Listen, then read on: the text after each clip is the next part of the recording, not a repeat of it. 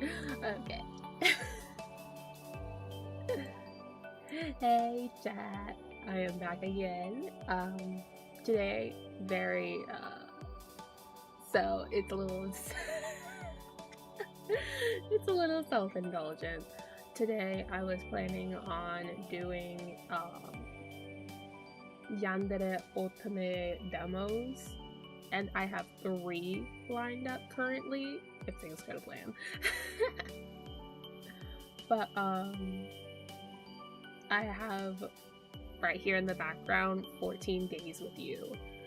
I have Online Obsession, and I have The Kid in the Back. So if things go according to plan, I'll be playing those 3. If you guys have any requests or like recommendations, I absolutely love to hear them. Adore Otome games and I adore Yanderes, so I would love some good recommendations. Let's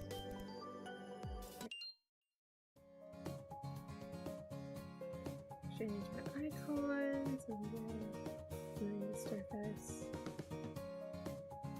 I'm insane with this. I love that. Okay, custom character going. I think that. She. I like Angel. Angel's cute.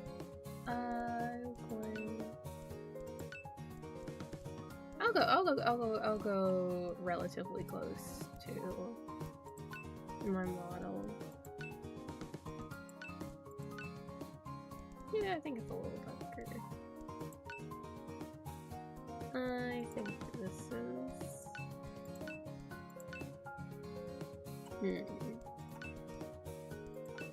He's cute though, I like these. Sorry. Okay.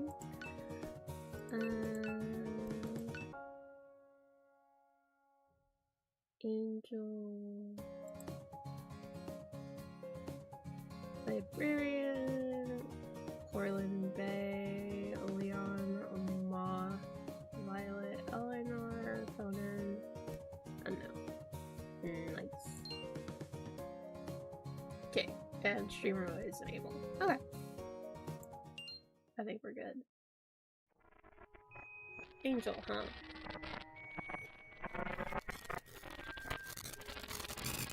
I see. I can't wait to officially meet you.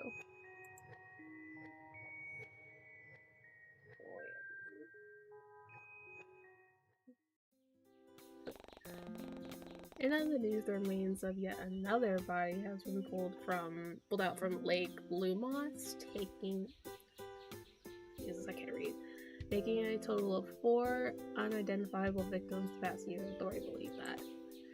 Ugh. Sapling are grown with the rim of my coffee cup. I fish around for the remote lodge between the cushions and turn off the TV. I can't read today, I apologize. I wasn't meant to let some morbid headline damper the start of my cheerful morning, especially considering how today was going to be my first day at work after finally getting that hard-earned promotion. Oh yeah! I made sure stacking and sorting through books at a library might not have been my dream job or even my first choice of places to work after moving back. But the pay was nice, my coworkers were friendly, and the building was located within the perfect walking distance from my apartment. Hell yes, I feel that. There was even this adorable little bakery along the way that served the best shortcakes and croissants known to mankind, and the manager there always loved handing out freebies whenever I stopped by. It still beats living in the city, though. Honestly, I wasn't even sure why I left my hometown in the first place. The fast-paced hustle and bustle lifestyle of the city just wasn't what I was longing for whenever I stared out my window on sleepless nights, and the people there were always rude and indignant. Damn. Okay, wait, no, that's not what It was something like Cortland Bay, where people felt like a close-knit family and the air smelled like the sea rather than pollution. sure the local apartment might be getting out of hand as of late, and there might be a few things for me to do here. But my new job keeps me busy, and I prefer spending time alone at the beach over visiting shady bars with people I barely consider friends. In fact, setting my mug on the table, I reach into my pocket and pull out my phone. A notification from Moth, my online friend, pops up, so I tap on the screen to read the message. Who greets me with an adorable sticker of some anime character giving me a thumbs up, as well as the short message saying good luck today underneath. Oh, that's so cute! Moth has always been adamant about showing their endless support of me, even after 5 years of friendship, curse memes, and late night video calls. And even though I would never admit it out loud, I was truly grateful to have someone like them in my life. Hell yeah. Pulling up the keyboard, I began to type a response to her message. I feel like I would send a meme, but I don't want to send a sticker. When did I download that pack of anime stickers? Not that I was about to complain or anything. After all, they were free. Charming includes some of my favorite comic book characters. Absolutely, why would you ever complain? Without hesitating, I sent back a sticker of some green-haired protagonist holding a giant hawk. Oh, it's cute! I'm either imagining, I think... The only ones coming to mind are Deku. A gray chat bubble pops up just as I hit the send button, indicating Moth was typing out another message. By the way, did you see the latest AOG yet? I heard Haruko got an outfit change. Spoil it for me, did he really change his hairstyle as well, or was it just his sorcerer outfit? I can't call myself his spouse if I don't even know whether he changed his look or not. Oh, Phil. Attack. Oh my god. Attack on Giants, or AOG, as Mob like to call it, is a popular anime series that we recently became obsessed with, and Haruko is one of the main characters of the show. He's a sorcerer from the Shizuka clan, and is widely known for his shy, empathetic, and airhead demeanor. And as of late, his unique hairstyle is becoming a trending topic within the anime community. Now that I'm thinking about it, what hairstyle did Haruko have in the latest episode of AOG?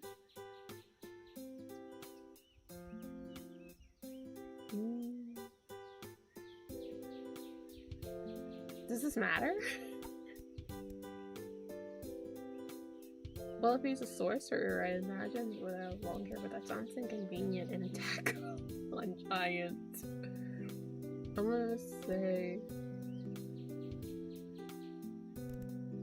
his hair is still the same. Oh, for real? Haruko never changed his hairstyle? I guess that makes sense at all. I was probably looking for some fake news or something. By the way, I didn't mean to change the subject, but didn't you say last night you were gonna head to work at 8 a.m.? Because it's like 9:30 where you are right now. Right? Or am I dumb and got the time zone mixed up again? Looking at the time displayed on my phone, I immediately let out a string of curses and leaped to my feet. Crap. Bro, been there, done that. Grabbing the coat that I had carelessly strewn across the back of the sofa earlier, I quickly shrugged it on before making a beeline to the front door. Before I leave, however, I spare myself one final glance in the poorly hung mirror in the hallway. Hopefully the outfit I chose was appropriate for my job. Something... only trending. Did this outfit cost me an arm and a leg to obtain? Perhaps, but hey, my paycheck can cover it. I should be able to wear it. Yeah, sometimes you should be able to treat yourself if you can afford it. If it's within the proper means. Giving myself a small spin in the mirror, I admire how the eye-catching accessories move around me. But enough of that, I can check myself out another time. Hastily, I smooth out the wrinkles and pick up any stray piece of linen in my sleeve before I finally head out my front door. And almost catch my phone on the door handle. Ooh, I can't. With a grumble, I tug at the fabric of my coat before slamming the door shut with a little too much force can't read and I can't speak. Even trying to insert my key came with a bit of a struggle, and I had to fight the urge to yell in frustration as I attempted to lock my door. Seriously, when will that lazy bum of a landlord do something about this? I swear I've complained about this at least 4 times this month. Oh my gosh, she's pretty! Oh, hey there, Angel. Looking good. My neighbor Violet practically beams when she fishes through her pocket for her own apartment key. She's so pretty! I like her. Resting on her hip is yet another potted plant. I found myself wondering where she was going to put it this time. I was almost entirely convinced that her whole apartment had been turned into a greenhouse at this point, considering how her balcony was practically filled to the brim with different kinds of plants, greenery, and various kinds of flora. But I wasn't about to complain or anything. The fragrance that wafted from the wind always smelled floral and earthy and did well to mask the smell of smoke and burnt food whenever I tried to cook. Yep. Hey, isn't your top from that high-end brand? I didn't know we had similar taste in fashion. Oh my god, twinsies. Are you into women? Women are pretty, aren't they? You'll have to let me peek inside your closet someday. I've been looking for some new inspiration lately. Girl. I can give you the keys now. Especially when winter is right around the corner. Oh, I'm getting excited just thinking about it. Oh! But back to you. Her voice pulls me away from her. I notice the small growing smile on her face doesn't seem to falter. Okay, what is this? In my house here. I like that. That's cute. Stop interfering with my walk, steal. Tail? I swear I'll mace you. Oh, sweet Jesus. Oh my god. Wait, is there more? Oh, these are cute! These are cute!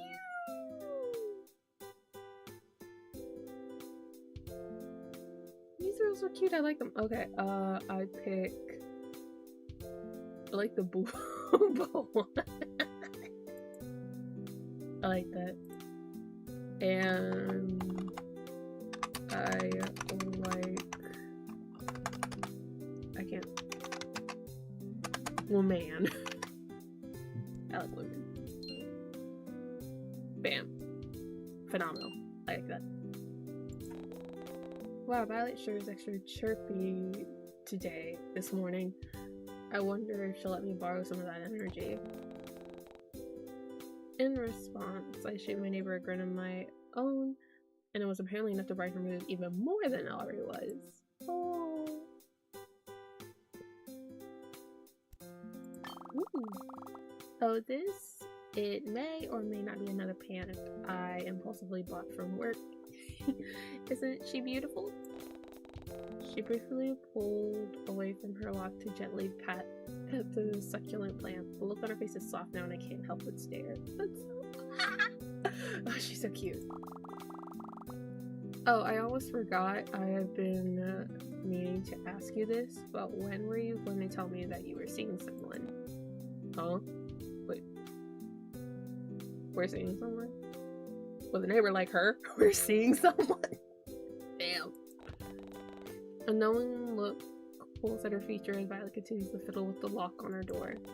What are you talking about? Come on, don't act like you didn't just have a guy over last night. I saw him leaving when I took Kathy out for a walk. I'd be more worried about my neighbor taking her named plants out on a walk at night, but the thought of someone leaving my apartment seemed to set off way more alarm bells.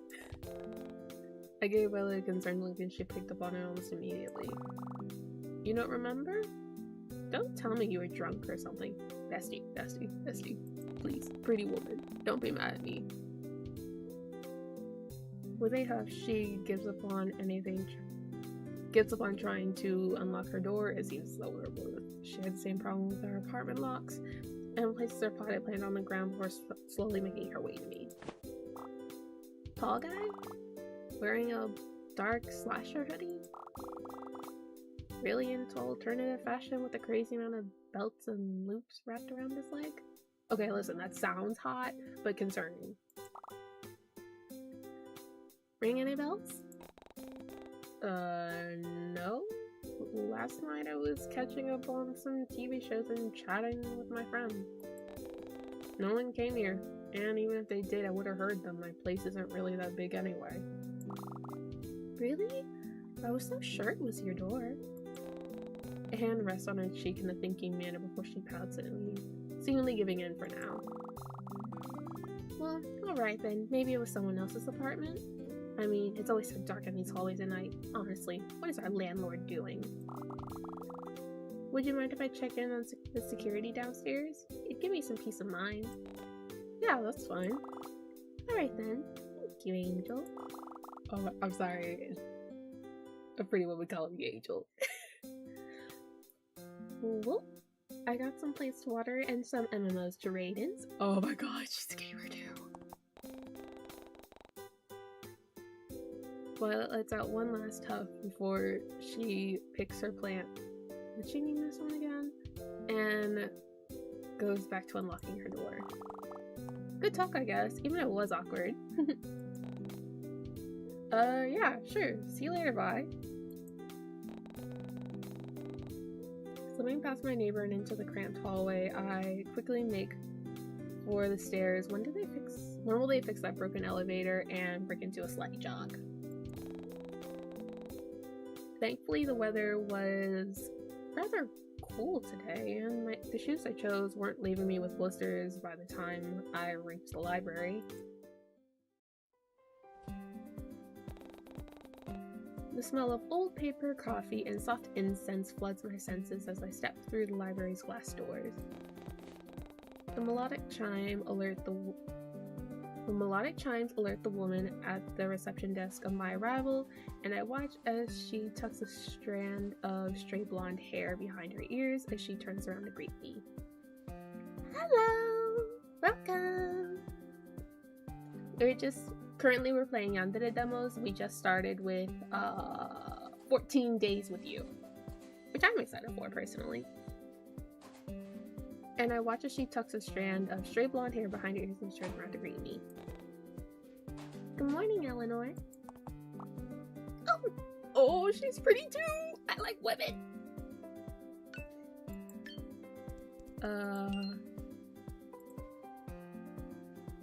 No! Actually, one sec. This is a new model I currently have while my current one is being, worked on. Because I had redesigning and stuff. One sec. I really like women.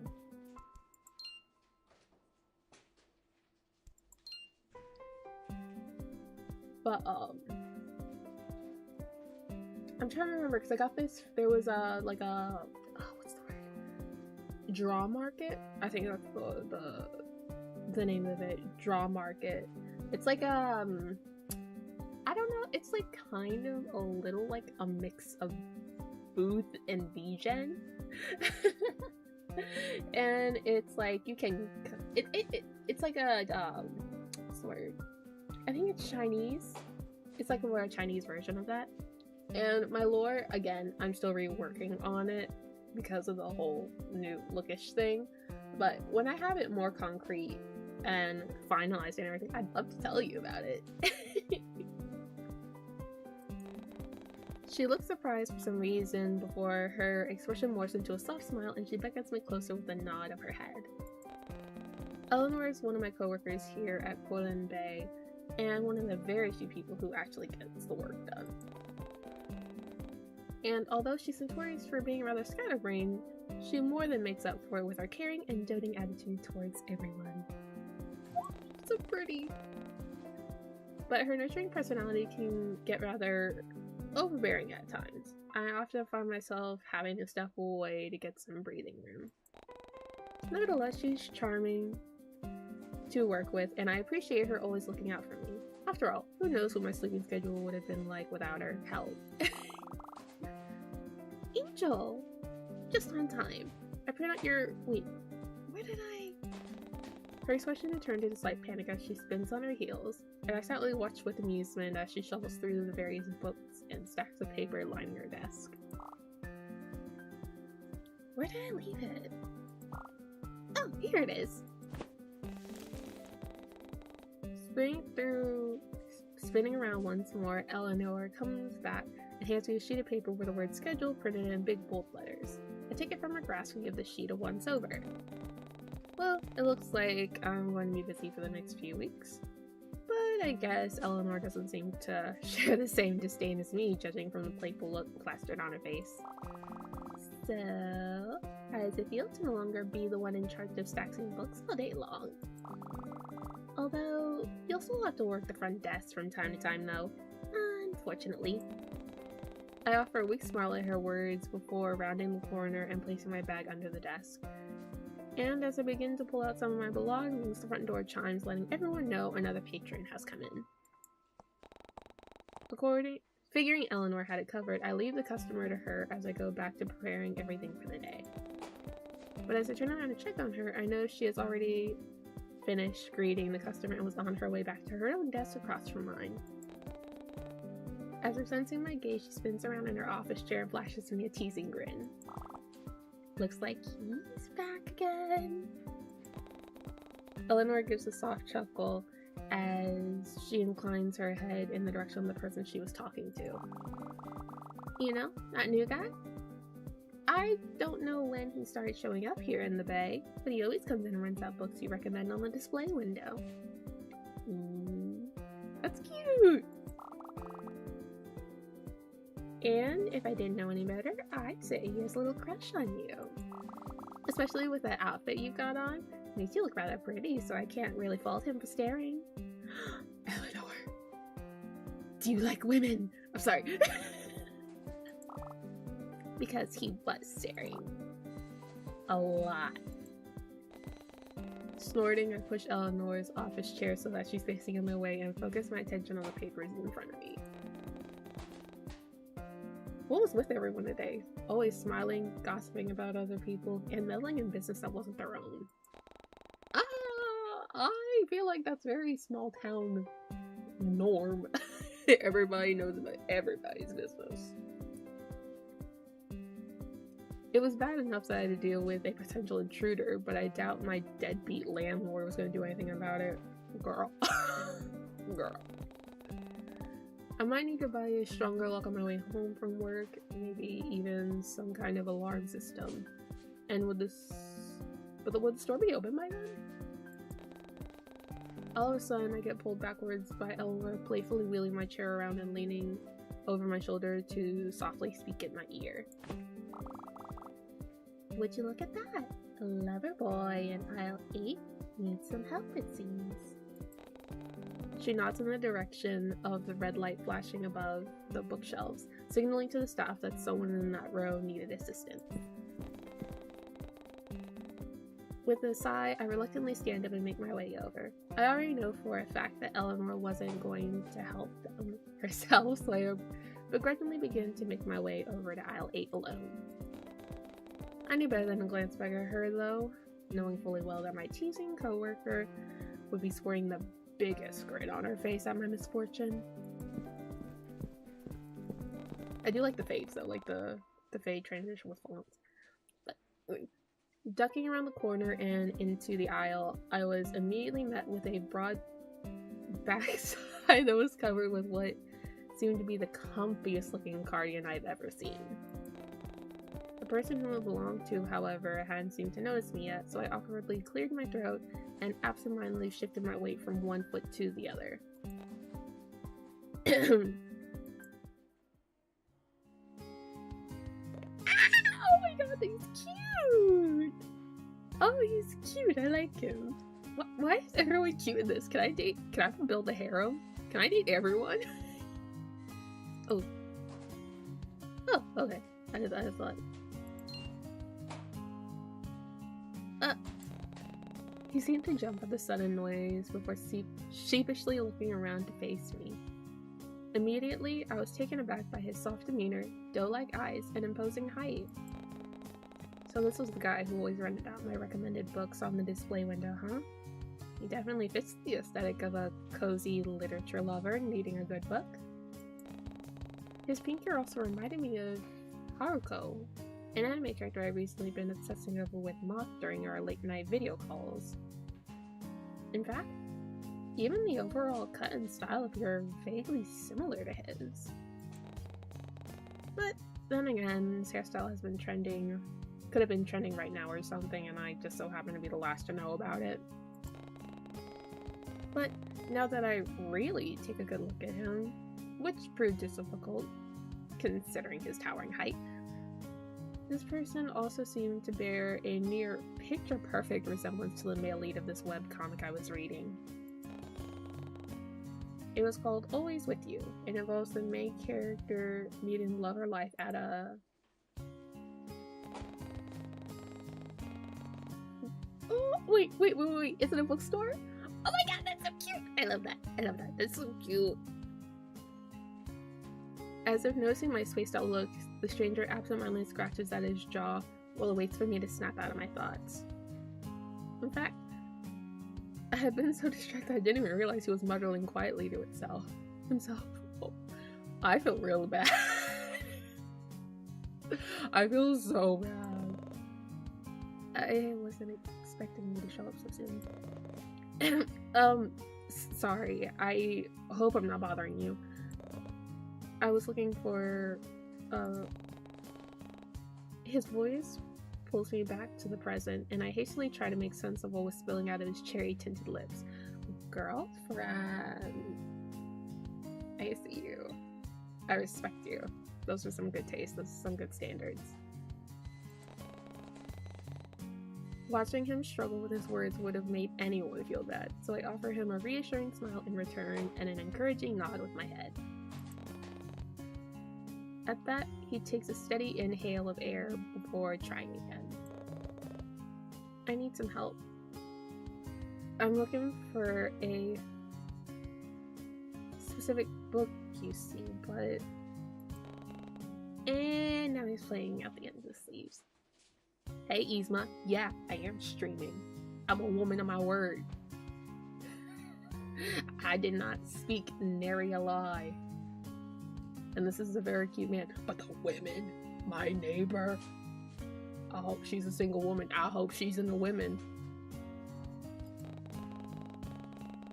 I feel the sudden urge to reach out and stop him. Did I find the action annoying, endearing, relatable? Who knows? But instead I held back and waited for him to find the words to speak. And wow, even his mannerisms are eerily similar to Haruko's. So I'm binging 3, I believe, Yandere Otome demos today. This one is 14 Days with You, then next will be Online Obsession, and then after that will be The Kid in the Back. But I'm very much open to any like recommendations or suggestions, because I haven't played a good Otome in a while and I love them. So I'm very open to any suggestions if we got some time after or for another stream. The endearing awkwardness and sleeve tugging gave me a sense of deja vu, and it honestly felt like he walked straight out of the anime and into this very library. Hey, the boyfriend stuff was in the past, okay? This demo was free. I did not pay a penny for it. I didn't pay a penny. That's different. Man, Moth is gonna freak when I tell them about this later. The stranger in front of me takes in another shaky inhale before he tries to speak once more, this time with a lot more confidence in his tone and fire in his eyes. Okay, you know what, Yzma, you don't get to judge me. Okay? You don't get to judge me. You know why? Because I admitted I have a problem. You can't shame someone who's proud of it. Do you have any books on native flora? The best I found are on generic wildlife, but nothing about Corlin-based plants. Or maybe I'm just on the wrong aisle?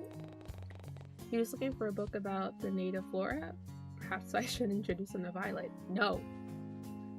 He does look very submissive and breedable. No, I'm not introducing him to Violet. Violet is my pretty neighbor. Go find your own. She's my pretty woman. Chuckling to myself at the thought, I stepped closer to the tall man and began scanning the contents of the shelf beside him. He almost seems to flinch at the sudden closeness between us, but showed no sign of moving away. In fact, he seemed to almost lean closer and incline his head toward mine. Oh, that's so cute! Oh my god, you're so cute! You're so cute! Look at that.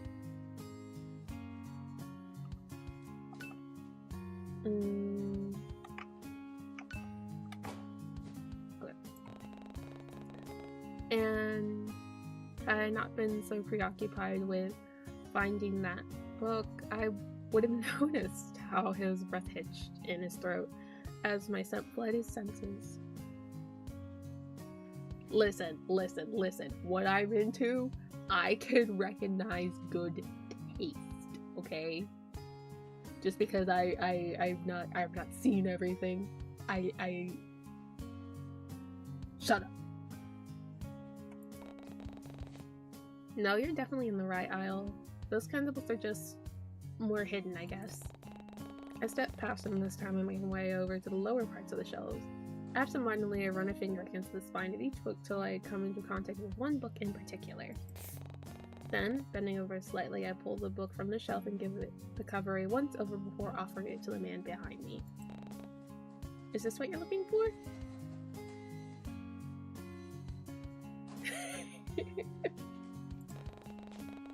Too preoccupied with the misplaced book on the shelf, who brings cookbooks to the nature aisle? I barely noticed how his blue eyes trailed across my form before landing on the book held out in my outstretched hand. Was it just me, or did he have a certain glint in his eye? Oh, is he trying to be more than submissive and breedable? He's not.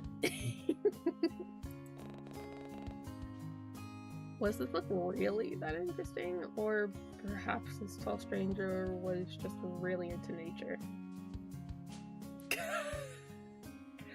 Hey, I'm not mean to just anybody, okay? It's not a bad thing if you're mean to people who like it. Well, not that it mattered, because he was already taking a tentative step forward and reeling more of his hands from the depth of his long sleeves. With shaky hands, I watched as the stranger reach out and take it from my grasp. He flipped through a few pages to take in its contents before finally settling on the book with an affirmative nod. Yeah. This was exactly what I was looking for. Thank you. I'm glad. You're like an angel sent down from heaven or something. You're so helpful. Kind, too. Whoa there, Romeo. You trying to... No. Oh, I'll shut up. I'm sorry. I'll shut up. I'm sorry. What? What? Oh, did I say that out loud? I didn't mean to. That must have been so weird. I'm so sorry. He looked as though he was about to cry now, so I hastily threw up my hands in a comforting manner and shot him a reassuring smile. Oh my god, I feel... Chat. I think I told you guys about one time I went to a con. I think it was Katsucon, and I got separated from my friend while we were out. Also, this is my profile picture in the game. Those are some nice.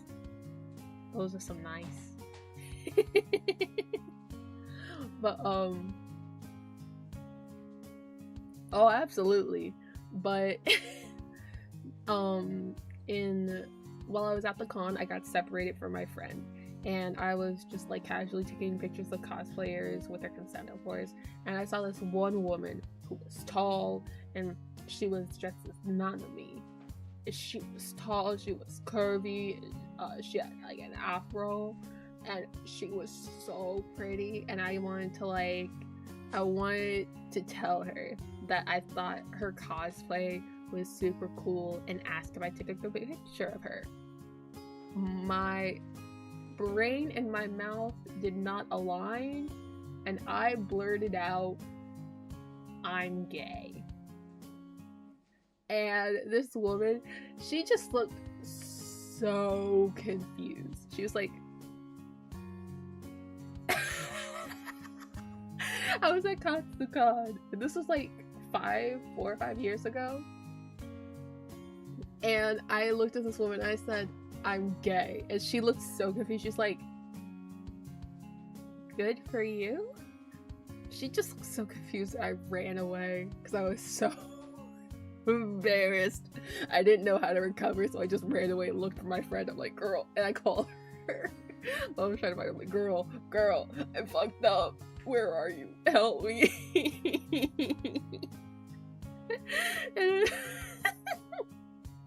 Reagan, who's run his best boy, and it's still a work in progress. I like that.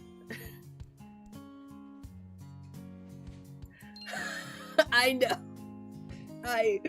Dude, I fumbled so bad. I was so humiliated. I was like, I was blessed in that moment, and I just fumbled and broke my ACL. Oh my god. Hey, it's fine. No need to freak out. I wasn't expecting someone to say that about me is all. Really? Well, I think it's true for what it's worth. You really are like an angel. Thanks? An angel, huh? I seriously doubt that was the reason why I was given this name in the first place. But it was crazy how he was able to guess my name so easily. Figuring that was my cue to leave before things got awkward, I gave him one last friendly smile and subtly glanced back towards the front desk. But the eccentric man showed no signs of moving. Instead, he just looked down at me expectantly. Did he want to continue the conversation? It seemed unlikely, as he didn't say anything else. He simply stared at me. Awkwardly, I cleared my throat for what had been the millionth time today and gestured vaguely to the reception desk behind me.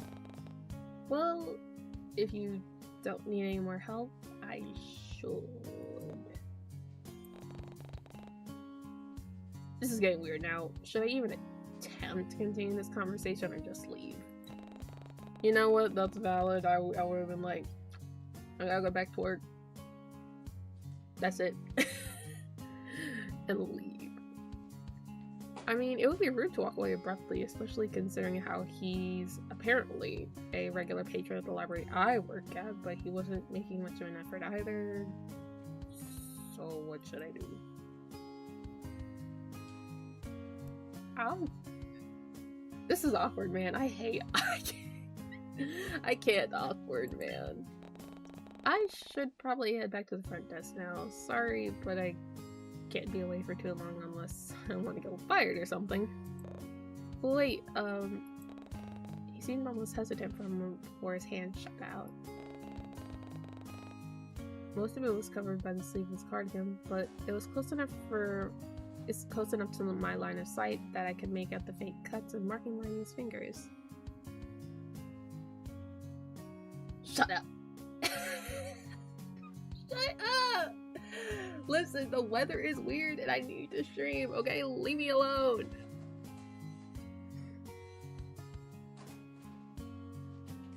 Listen, you just have bad tech, kid.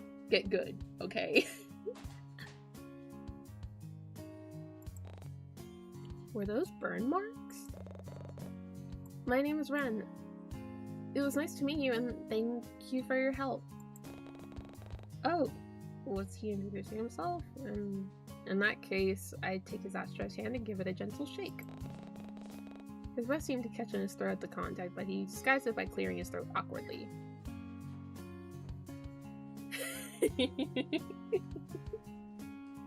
True friendships are made by people being mean to each other.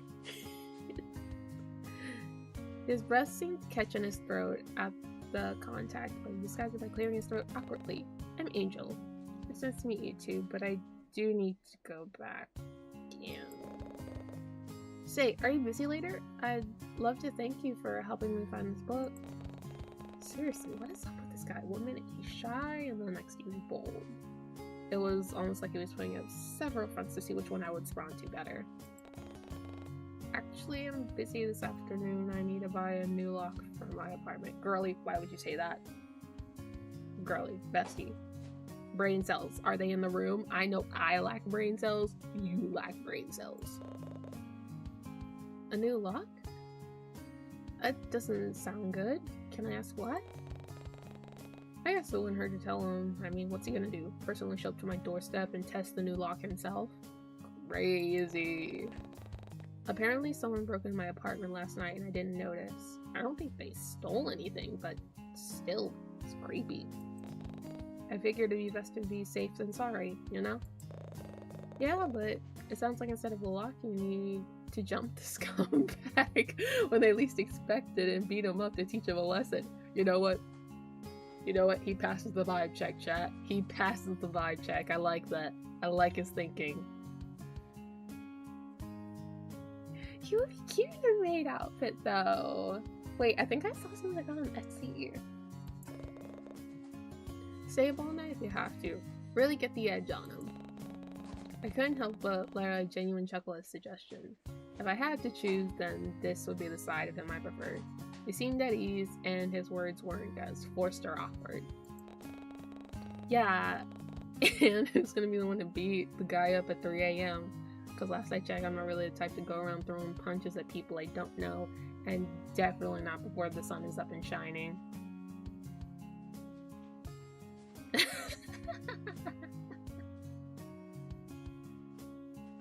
I like this. I like this. I can do it for you. But I mean, we don't even know each other that well, and it's fine. I can tell you all about myself on the walk there. My whole life story and everything, where I was born, the school I went to, how many cute librarians I've met, which happens to be one so far. Before I could even comment on his sudden confidence, Ren seems to pick up on my discomfort at his choice of words, if it was even discomfort that I was feeling, and hastily backtracks. Hey, or not, I was just messing around. I didn't mean to make you feel uncomfortable. There it is again, that subtle shift in his personality, but now that he mentioned it, would it really hurt to invite him to my place tonight? Girl, bestie, he knows where you work. Why would you don't even know him? Why would you want him to know where you live too? He definitely looked like he could handle himself in a fight, his contrasting outfit aside. So maybe it wouldn't be so bad of an idea. Girl! Are you crazy?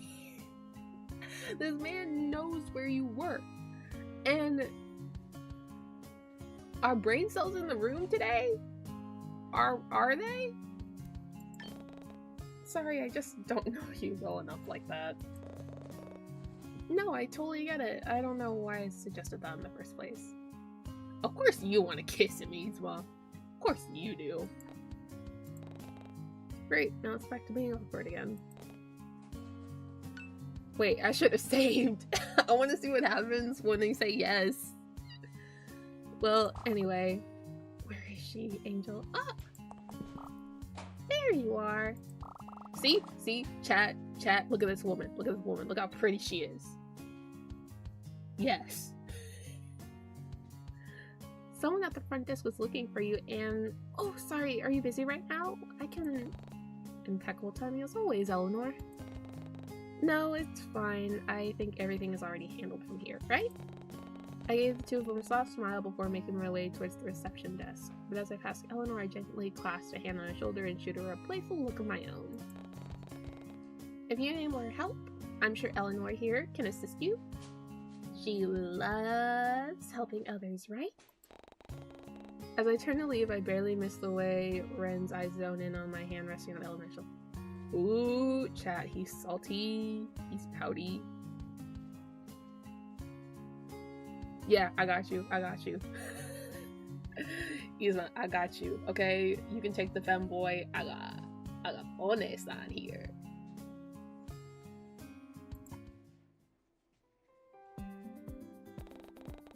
Hours seem to pass in a blur, and soon enough I find myself resting up in the employees' lounge.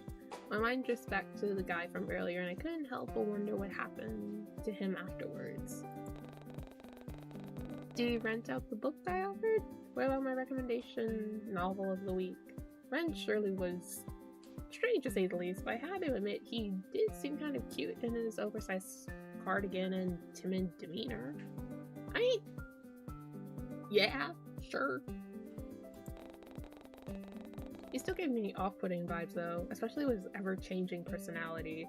And if I had to be completely honest, that shy and timid persona he had displayed felt rather forced to me.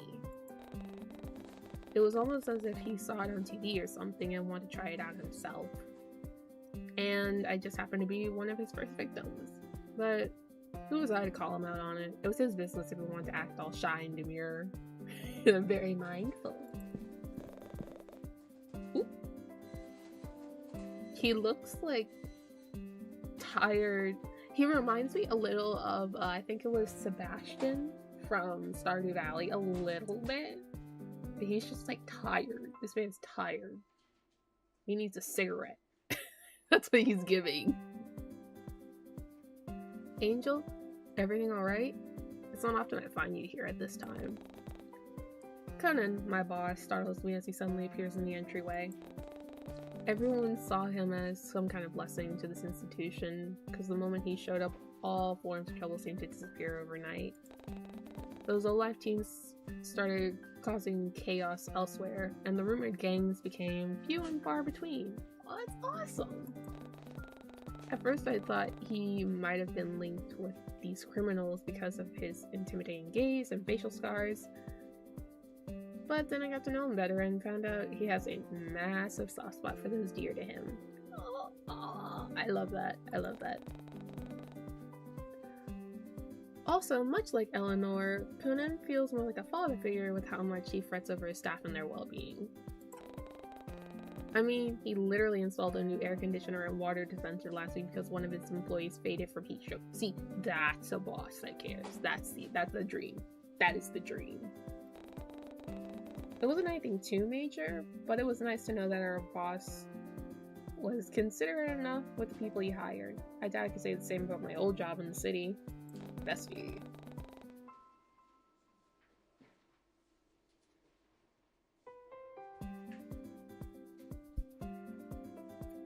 Oh my god, we're twinsies. Conan was also nice to chat to whenever I went on my breaks and would always encourage me to take as much time as I needed before I returned to my desk. But after realizing that I had once again been spacing out, I pulled myself away from my thoughts and turned to offer my boss an acknowledging smile. Hey, just fine, just taking a short break. I'll be back out there soon. Take as long as you need. Don't overwork yourself. He seemed hesitant to leave, if the way he was shifting from one foot to another was any indication. He shoots me a concerned look before opening his mouth only to close it once more in contemplation. Have you seen Eleanor? I asked her to come see me regarding the unsorted novels in the storeroom, but she's yet to show up. Eleanor and Conan would be cute! Oh my god! Work wife, work husband, that'd be so cute! Team mom and team dad. Eleanor? I last saw her, she was talking to one of our patrons in L8. Maybe she's still there? I'll have to check it again then. Thank you. Oh my god, wait, they'd be so cute. I will respectfully step away if it means these two can be cute together. I will make the sacrifice. With that, he disappeared just as quietly as he came. But that was odd. It wasn't like Eleanor to suddenly go missing. Was she still occupied with Ren? It'd been a while, so I figured she would have finished helping him and left by now. Oh well. I'm sure she'll turn up sooner or later. Ren didn't seem like of a talkative person anyway. The game's like, shut up, shut up, shut up. Shut up. You are such a jerk, Yzma. Jeez, why do my thoughts keep returning to that eccentric man?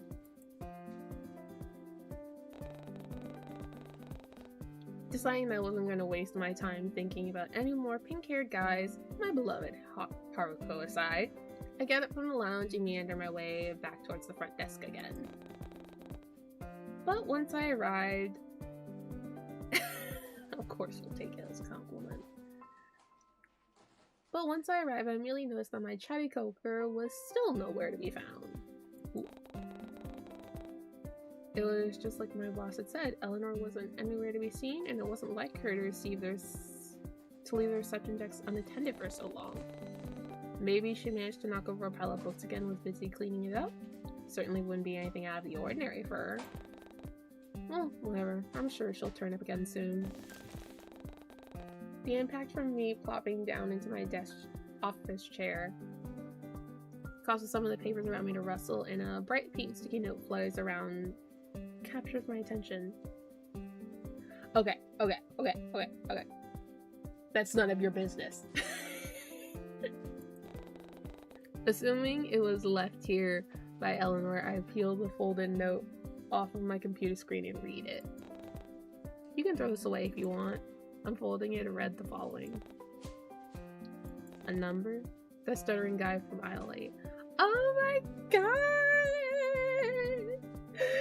Mr. Submissive and Breedable himself? Oh my god! Shut up. Shut up, Isma. It's none of your business.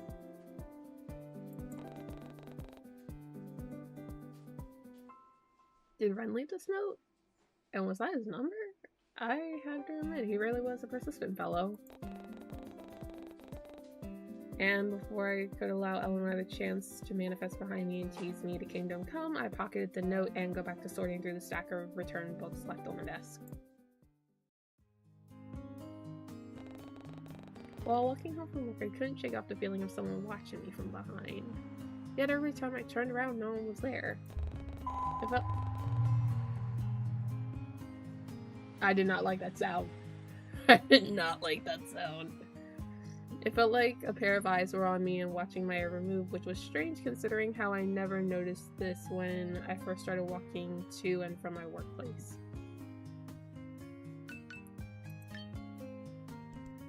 Oh my god. Treat your book with like, ah, that's so cute! That's cute! Okay, work chat. Shut the window in the employee lounge. Oh my god. That's cute. Let me see my pen and put this somewhere. Dumpy won't fit through the stall. That is crazy. I respect that.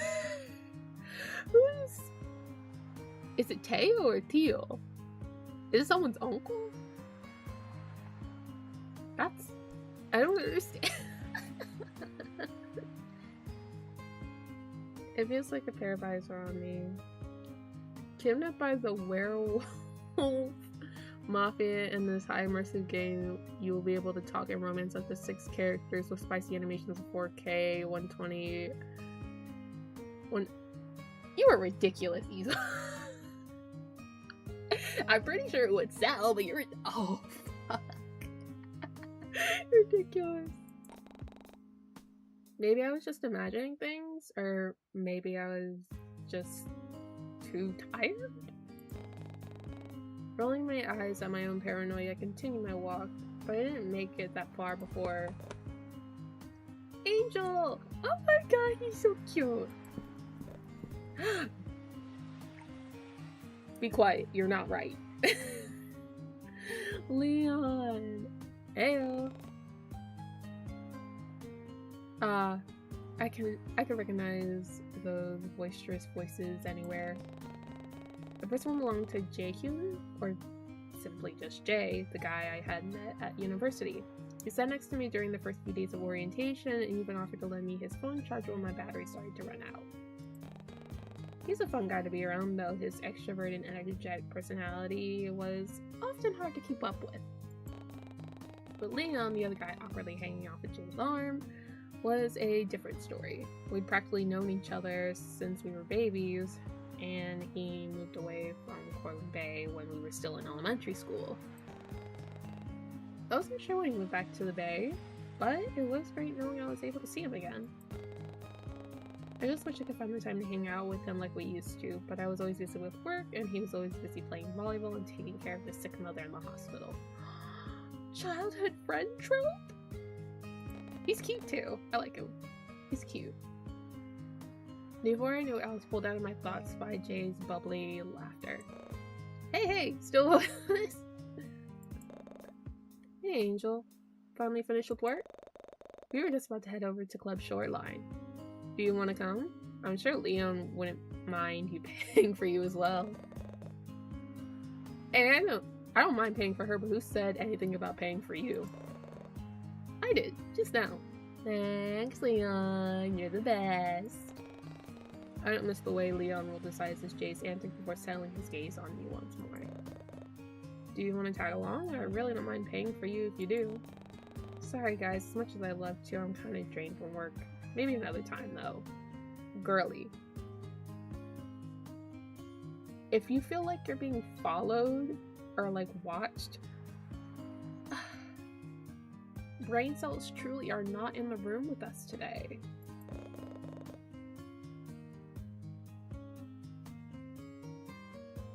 I can absolutely be this greedy and down bad, okay?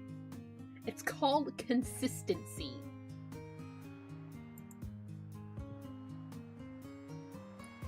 Hey, no worries, darling. Just make sure you take it easy when you get back home, yeah? He shoots me a considerate smile before throwing an arm over Jay's shoulder. Well then, if he'll excuse us, I gotta find a way to get this knucklehead to cover his own entry fees. We can all catch up another time, okay? I watch as they both throw a carefree wave over their shoulders as they both head off in the direction of the nightclub a few blocks down the street. It was nice to see him again, especially since I've been so occupied with moving back home and settling in. It didn't feel that long, but 2 months was a long time, and I somehow couldn't find a single chance to hang out with either of them yet. I do not have all of them. Maybe some of them, but not all of them. Oh well, there's always next time. Putting those thoughts to rest, I start making my way back home once more. Girly, if you feel like you're being followed or watched, and you have 2 friends who also happen to be male, I suggest sticking with them. Curly, where are the brain cells? Are they present? Do they even exist?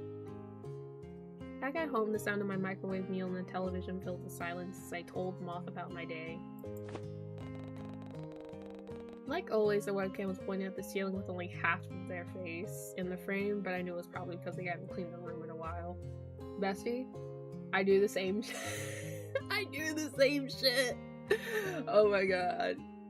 I do the exact same shit. Unless like I'm spilling tea or something, I just have that pointed at my forehead and the ceiling. That's all they get. At that time, I glanced toward the growing pile of laundry in my basket and make a mental note to take care of it on my next day off. Okay, it's time to go to your therapy. Are you excited? That is crazy. That is crazy. But now that I'm looking at it, when did I leave it looking so messy? Since when did I... Oh god, I thought the music stopped. That scared me. Since when did I leave last week's load on top? Hello, Earth Angel. You good? Sorry, what were you talking about? I'm asking about that dude from earlier. Like, I seriously can't believe he gave you his number. Yeah, I'm surprised too. Yeah, no kidding. My guy literally couldn't even stutter out a complete sentence, yet he was able to shoot his shot like that. You know what? He tried. He tried. You know, I'll give him a gold star for that. Wow, maybe he's, you know, oh. Why do I feel like I'm literally talking to my IRL best friend? I'm like, damn. This feels like an actual conversation I would have with her. Jeez, Moth. What? I'm just saying, but you'll let me know, right? It really is big. I'm hanging up on you. Okay, I'm just kidding. But for real though, did you text him back yet? No. I thought you were supposed to make him wait a day or something. I don't want to seem too eager.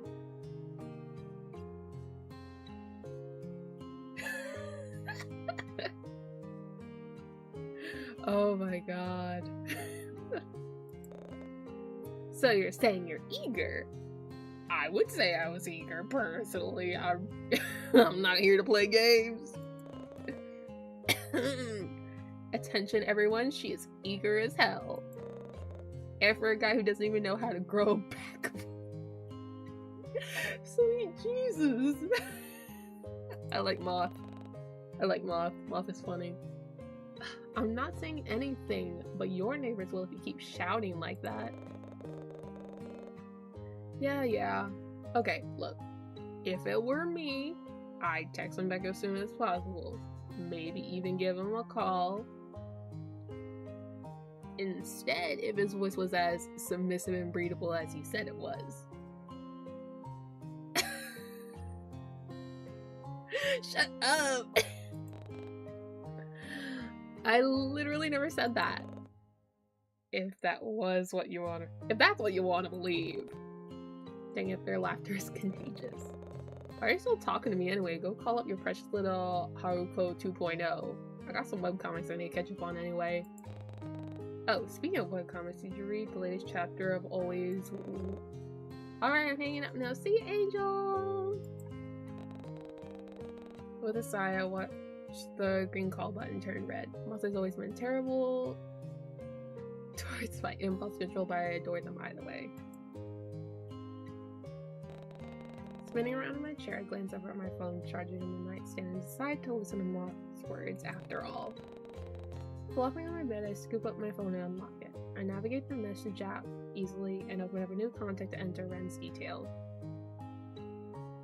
Hey. I am magnanimous. That is why you're still here. Remember that. I plop onto my bed and scoop up my phone and unlock it. Navigate the messages app opening and the moment seems to pass as I blankly stare at his number on the screen. And before I can let myself stall any longer, I finally decide on what I should do.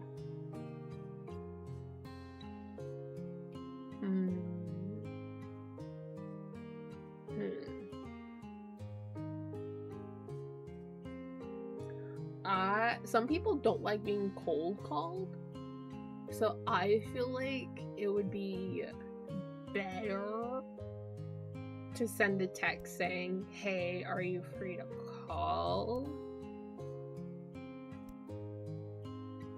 Our character is maidenless though.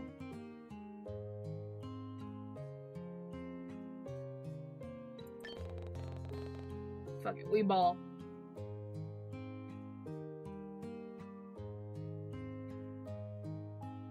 Haha. He's been tried and failed. Deciding to give Ren a call instead, I tap on his contact info and press the green button without a second thought. Suddenly hoping he would still be awake at this time, I bring my phone closer to my ear and listen to the dial tone. My brother in Christ, what was that? It barely rings 3 times before he picks up, and he seems almost flustered and out of breath. Hello? This is Angel, right? It is. Thanks for the no worries. Thanks for calling. Wow, your voice is just as lovely. Chat. Okay, wait, but it's kind of cute. Okay, like, yeah, he was super awkward and weird, but like, let's be so completely honest, a lot of us are. So, I don't know, I think it's a little cute. Oh, thank you. I have not said that a lot of times, or at all. Wait, no, that's what sorry, I wasn't thinking when I said that. It's okay, don't worry about it. He's really been apologizing a lot today. I almost feel bad for him.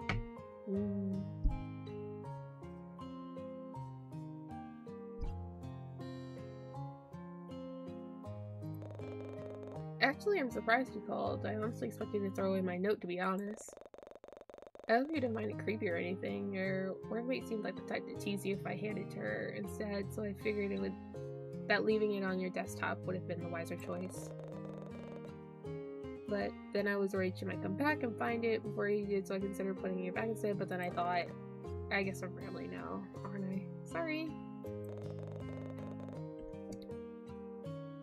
Isa, you have it out for me. So rude. Anyway, I want to know if you were free tomorrow. I still want to thank you for helping me find that book. Oh. Was he asking me out on a date? Or was I reading too deep into his words? He must have taken my sounds for confusion, however, because he immediately begins to backtrack on his words. I guess I'm asking you on a date. We could visit the pier, or the beach, or this cafe I know. Honestly, we could do whatever you like. I don't mind at all. Well, so we wanted to go on a date. Well, it wasn't like I had anything else planned for tomorrow. You know, it's my day off after all. Maybe it wouldn't be so bad. Yeah.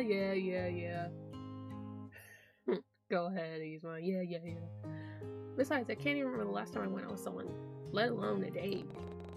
Yeah, maybe going on a date wouldn't be such a bad idea. Besides, Ren didn't seem that bad of a guy. I could even use this opportunity to get to know him better. Certainly seemed interesting. Sure, why not? Sounds like it'd be fun, and I haven't been to the pier in a while. You really want to go on a date? Yes? I mean, yeah, cool. Would it be alright if I picked you up around 11 then? Yeah, sure. Wow, he really seemed eager. I hope I didn't make the wrong choice by agreeing to this. Alright then. Yeah, great. He was perhaps a bit too eager.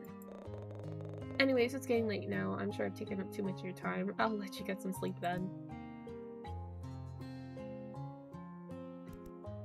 The sound of a muffled squeak on his end as he plays throws more. Oh, but he's so cute, guys. Like, he's a little eager and awkward, but he's so freaking adorable. How can you actually be mad?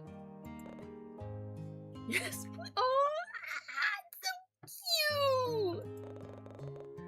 I mean, I know I have your number as well. Would it be okay if I called you? Sure, we can talk more about our date then. I'd love that. No, wait, no, I mean... I'll just let you sleep before I embarrass myself further. Night, Angel. Sweet dreams. Placing my phone on the nightstand, I began to slip into my bed and pull the covers over my body. A beat passes before Ren's soft, breathy voice enters my mind, and I slowly find myself getting lulled to sleep with it. It's so cute! It's so cute! I love it! It's adorable! He's adorable! Can I build a harem? Everyone here is so attractive! So, Ren, huh? I wonder what you got planned for us tomorrow. I love this. Okay, save. Yep.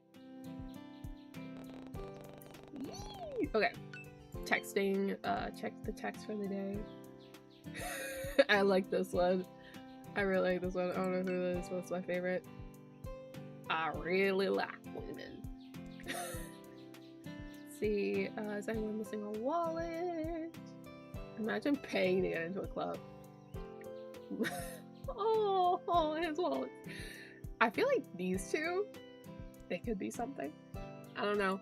I'm just saying. Waking up to the sounds of birds chirping outside and the sunlight filtering through my blinds, I groggily rub my eyes before absentmindedly staring at the ceiling for a few moments. Others occurred last night, and I still need to process most of it. But the main thing that plagued my mind was the date I had planned for today with Ren, a guy I met at the library yesterday. Reaching over my nightstand to grab my phone, I casually checked the time, only to realize I still had a few more hours to kill. Not only that, but I also received a text message from Muff at some point last night. At a glance, it appears as though they were just ranting about the newest update to Always With You Again, though I hadn't read the latest chapter yet to know all the details.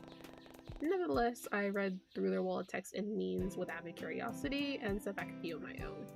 Abs, listen, true friendship is when you can send each other's reels or memes of nothing in context, and it's fine. That's an entire conversation to you. It's like a check-in to see if they're still alive. It's just like send a meme or send a reel and just send one back. Yep, still breathing. Before I knew it, hours seemed to pass by in a blur. Glancing back at the time on my phone once more, I noticed it went from being 8 o'clock to 10:30. 10:30? My date with Ren was supposed to be in half an hour. I quickly let Mark know that I had to dip from the conversation before throwing my phone into the mattress and sprinting towards the bathroom. Just I grabbed a fresh towel and a change of clothes from my wardrobe, my phone buzzed once more. Assuming it was another text from Mom, I picked it up and put it in my passcode. But what made it weird was a message from none other than Ren. Hi! Good morning, Angel. I hope I didn't wake you up. Wait. This is so embarrassing knowing you're a librarian. I swear I can spell. Why is this texting so cute? Anyway, I want to confirm whether or not you're still on for a date today. Because we can meet by the beach walk if you want. It's not far from this new cafe I want to check out. Friend's messages brought a smile to my face for some reason, and I assumed it's because he was just as enthusiastic as I was for today. See? That's so cute! I like that. I like that. I sent back my own affirmative text alongside a smiling Haruko sticker before going back to my bathroom, and getting ready for the day. In the end, I did end up meeting Ren halfway via the boardwalk, and we decided to walk to this recently opened cafe together for lunch. It wasn't far from my apartment anyway, and I figured I could do it with a bit of exercise. Yeah, I got it girly. Turning to my side, I noticed how the pink-haired man tried to not so suddenly seek side glances at— he's so cute! I can't! The arm in his— Shut up! Shut up! Shut up! Shut up! Can you imagine playing— But oh my god, a visual novel when you can't read? I imagine it's just pure vibes. It's like Pictionary. Anyway, shut up, Yzma. The arm at his side practically itches to reach out, and if I knew any better, I would have said he wanted to hold my hand. But instead, he simply tugged his hand into his pocket and shoots me yet another soft smile. The weather's really nice today, huh? Back to the small talk, it seems. Hey, Spike, are you okay? Sure is. If I had known it would be this nice and sunny, I would have suggested spending the day at the beach instead. Yeah? Yeah, we could go for a swim, or maybe even check out the rock pools. It's been a while since I've been there. Oh, that does sound fun. Angel! At the sound of my name being called, I turn on my heels, only to see Leon running up to me with a sports bag full of what I assume to be his volleyball gear. Ayo, Sunfish. It's good to see you out here, about this early.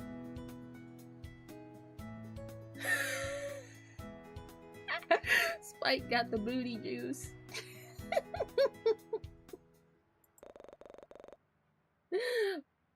Pobrecito lindo.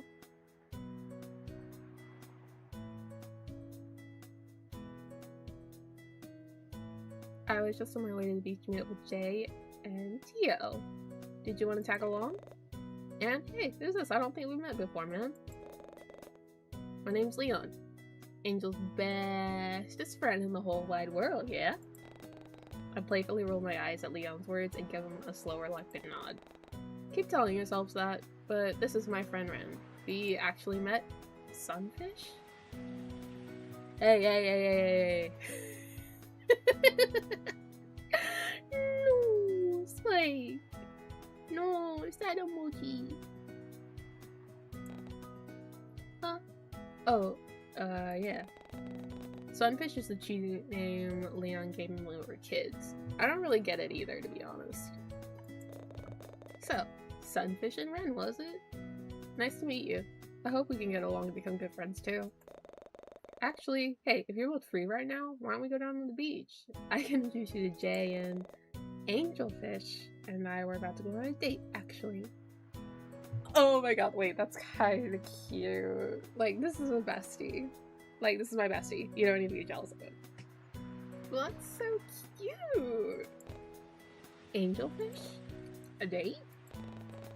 I didn't miss the way Ren suddenly pulls my arm closer to his side, nor the way he clings to me as though I'll suddenly disappear. You're going on a date again, darling? Good for you. I'm glad to see you coming out of your shell again. Take good care of her, will you, for me, bud? What do you think I've been doing ever since you moved away? What? Like me, Leon barely seems to notice Ren's mumbling as he rests an arm over my shoulder and starts tugging me in the direction of the beach. Ren, on the other hand, still latches on my arm and doesn't seem to move. I can't believe my little sunfish is out here in the dating scene again. I feel like a proud father. Oh please, we're basically the same age. I feel like a proud adoptive father. Leon pretends to wipe a tear away from his eyes and lean further into my shoulder, and it was only then that I noticed Ren wasn't following us. Turning around, I reached out to grab his hand instead to tug him along. He immediately seems to perk up at the action and twines his finger with mine before following into step. Alright. As fun as it is to catch up with my proud adoptive father, who's the same age as me, which makes things kind of weird, Ren and I do need to get going. Oh, yeah, cause of course, I didn't mean to take up so much of your time. He unhooks his arm from around my shoulder and inclines his head towards the beach one more. But my offer still stands. If you want to catch up some more, I'll be down at the beach with... Oi. Why? I don't know why, but the moment he walks in with Oi, I immediately imagine a Butcher from The Boys. I don't know. Shut up, Spike. Oh my god. Oh my god. No. Speak of the devil. Almost like he appeared from thin air. Theodore or Teo emerges from somewhere behind Leon and makes his way towards the three of us. Though, unlike most of my friends here in Corlin Bay, I actually met Teo in the city a few years ago, back when I used to live there. In fact, it was through our mutual friend Jay. Apparently they'd known each other since the beginning of middle school, but even after graduating and moving to university, the pair were still practically inseparable.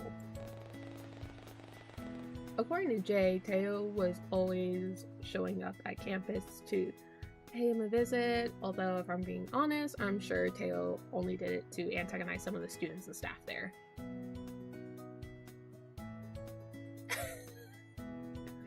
Listen. I'm not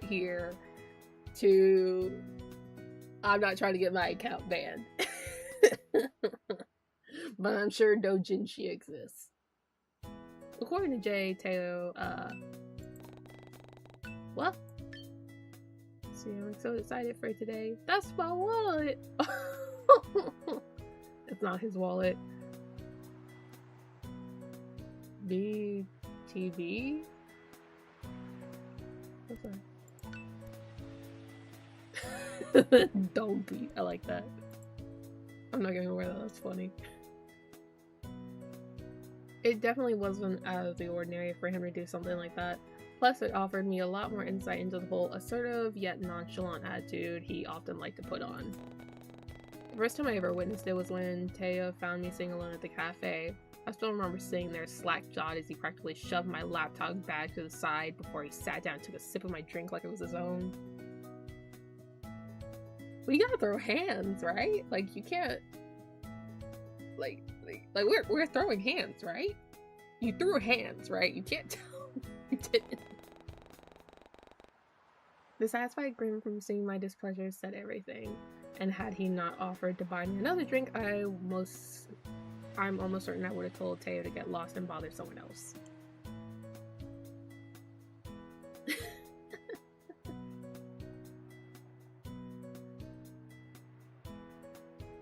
Hey, I'm not here to judge. That's what Twitch does. That's what YouTube does. That's what everything does. So before I could reminisce any further, I heard the sounds of Teo's footsteps drawing closer, and it pulled me back to the present. I watched as he walks up to us with a confident stride, before he purposefully bumps into Ren with the sole purpose of sending him tumbling into the metal railing behind him. But luckily, Ren manages to catch his footing at the last sentence, sending Teo an annoyed scowl of his own. Very valid, this guy's a dick. Oh crap, sorry about it. I'm not sure how I mix a brightly colored children's mascot. Yeah, you can see. I gotta know. Oh, I get it now. Alright, there's no need for that. Besides Leon's tone, Teo barely pays attention to the shorter male any mind, clearly far more interested in Ren instead.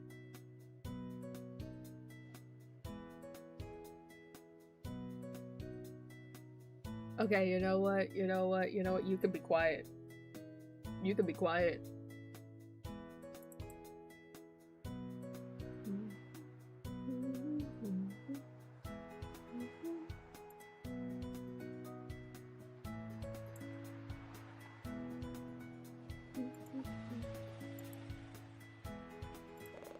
Let me guess, you dressed up as Benny the Buttercup? My 4-year-old cousin would love you. Hey, knock it off, man. What's your problem? No, what's yours? I can practically feel the tension between the two grow, and I decide to step in.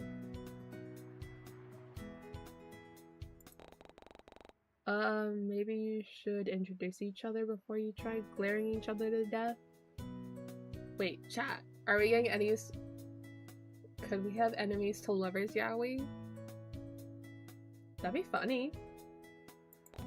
I don't see it, but for these two in particular, but it'd be funny.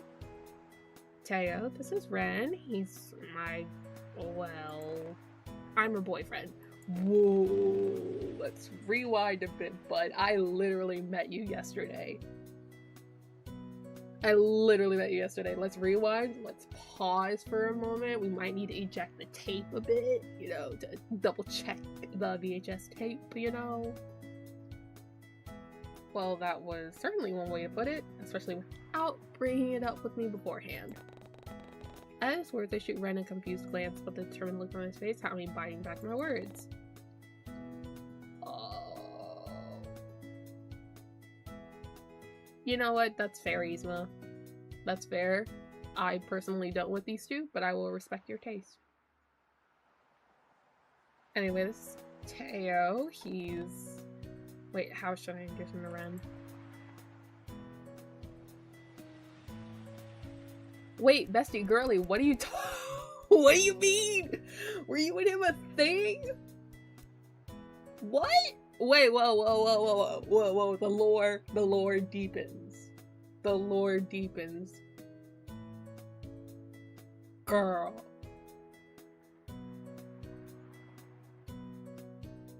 Okay, listen, hear me out. Be quiet, Yzma. That's not the topic right now. Okay. I think I'm gonna choose fling. Because it kind of gives context, but it's like, it was whatever, Because it's better than just lying about it, I feel like that would be worse. It was a fling. Just a fling. I'm pretty sure you hit my lineup more than once. Okay, listen here, buddy. Oh, I'm gonna kick his shins. Wait, what? I thought you guys were just friends. Yeah, we were friends. Friends who were real close. Right, doll? But if I knock your lights out, I'm the bad guy. Aw, and what's wrong with your face, Buttercup? Listen, in my personal opinion, given the situation, because you don't just go out on dates expecting... They said he got patty. Dude, wait, I need to get my Discord out so I can take recommendations, because I need to know, because I'm missing some gems apparently. What did you just call me? Okay, enough. Look, why don't we just drop this? You really need to stop picking fights with everyone, man. Oh, don't get your panties in a twist. I seriously doubt Buttercup's capable of harming a fly, let alone being able to throw a decent punch. Keep that energy. Keep that energy. I see you. Okay? I see you. Like, I visually see you. Keep that energy. You can drop the nickname. No, but I think Dollface over here should drop you instead. Whoa. Oh my god, wait, I know what you're talking about. Yzma, I know what you're talking about. I can't stream that on Twitch or YouTube. Or Kick. I don't think I can stream that on any of those. Besides, the nickname is kind of cute. Matches your style pretty well, don't you think, Buttercup? Okay,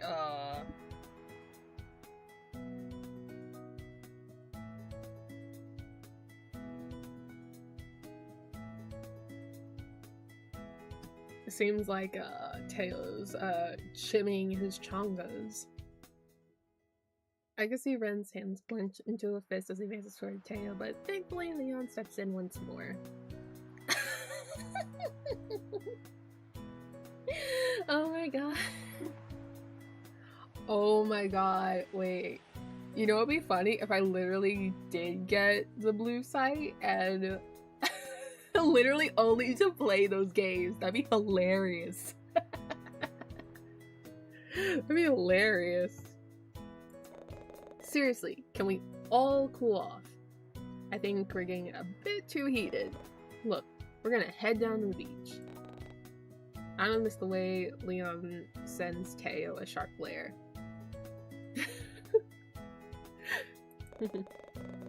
Are you sure you don't want to join us, Angel? I promise to make sure that Teo stays on his best behavior. Sorry, Leon, but I've already made plans with Ren. And I seriously doubt they'd be able to get along. You know how Teo can get. Yeah, you got a point. Alright then. He leans closer to me, almost as if he didn't want the other two eavesdropping. If anything happens, I'll be in the area. Just come find me, okay? I will. Thanks, Leon. Wait, some people actually do that? Okay, wait, I'll look into that. That's something to think about.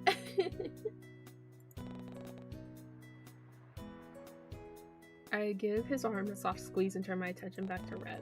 But by the way he's looking at us, I assume he didn't like how close I was standing to my childhood friend. Though that could have been because Teo was still around, and honestly, I couldn't blame him. Regardless, I reach for his hand once more and tug him towards the cafe, making a point to ignore Teo's cross words as we went along.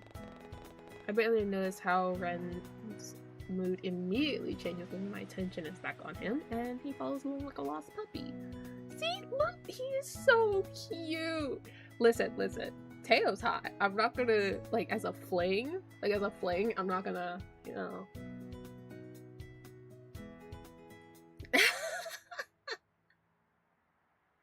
Oh my god.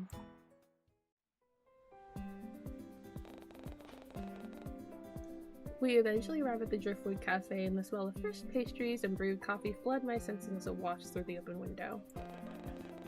And wait, I should have saved because I was curious, what would happen if we said he was an ex-boyfriend? Excited for today. What's BTB? Oh, they have little locations. That's cute. I like that. Okay, we're gonna update our status. I question my taste. Oh wait, that's cute. I like that picture. There we go. Status updated. Pulling me from my thoughts, Ren ushers me into one of the empty tables where he goes off to make an order with a pleased face.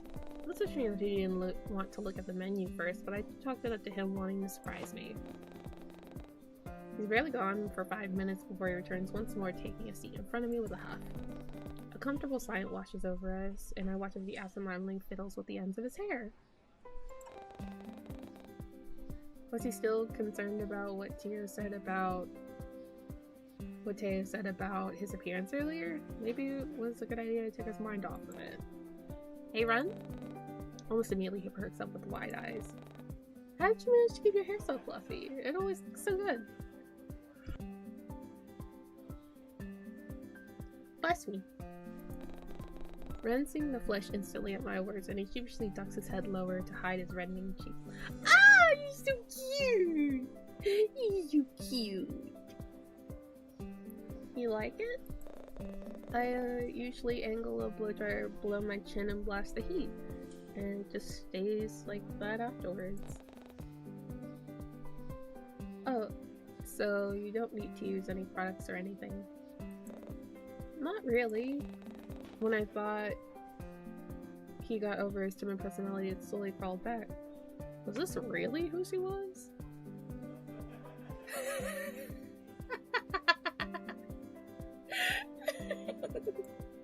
This is how I brainwash people, like in I'm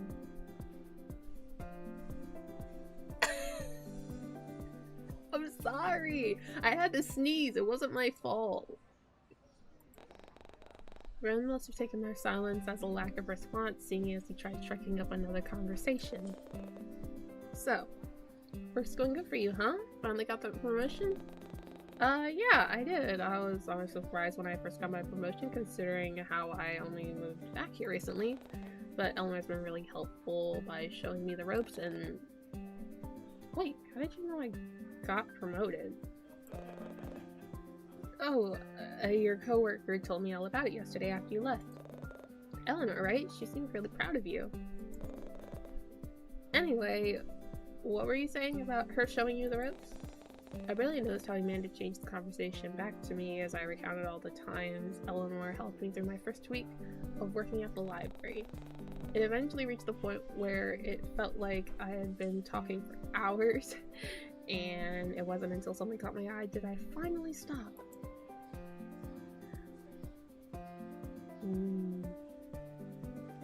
Actually, wait, are we gonna talk about the goth style? 'Cause, like, the alt in goth is kind of...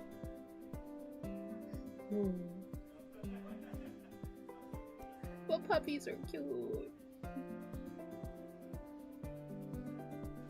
I don't know, this just seems like an outlier. I'm kind of curious. Goth style? You also glanced at the window, followed my line of sight before landing on a person walking by. They were decked out head to toe in heavy metal, platform boots, and clothing you only find in stores like Not Tropic. Not Tropic, I love it. His eyes seemed to follow the form until they were out of sight, and the impassive look on his face made me curious. Yeah, it is kind of cool. Do you like that kind of style? Because I always thought for something softer, and... Order 25! Oh, that's us. Wait right here, I'll be right back. Before I could get a word in, Ren was jumping out of his seat and meandering his way towards the kiosk. It really was a sight to behold, seeing Ren tower over most of the other customers who were laying in line. Even the cashier herself, who seemed to be at least 6 feet tall, had to crane her neck upwards to look at him. Jesus Christ. Have you thought of pooping? But before I could blink twice, Ren was already on his way back with a large tray full of delicious food.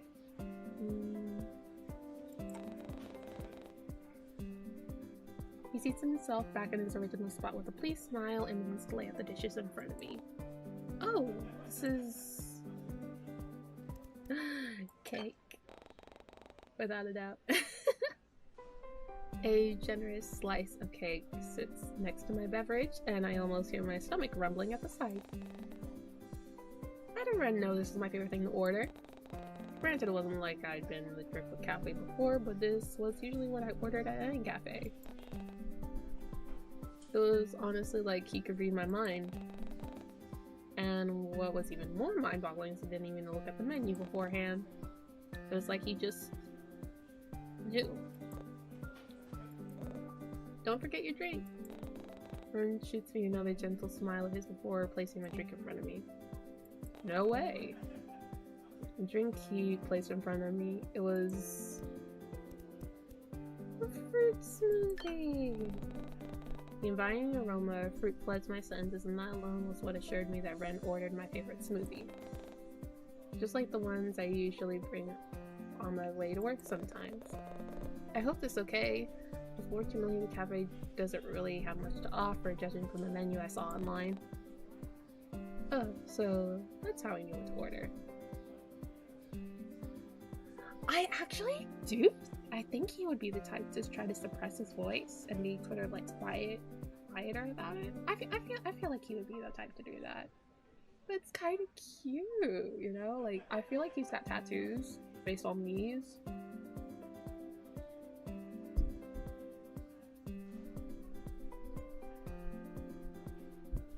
Bless me. I feel like he's got tattoos or like the piercings right here based on that, but I don't know. That's just me.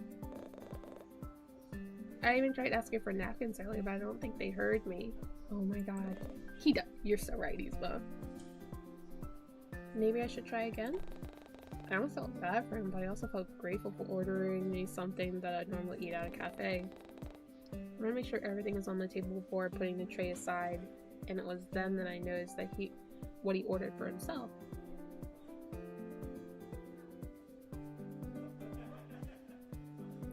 Shut up, shut up, shut up. On his plate sat a strawberry sweet roll alongside a cup of coffee that was an alarming shade of black. He was just drinking straight up tar. Or oil.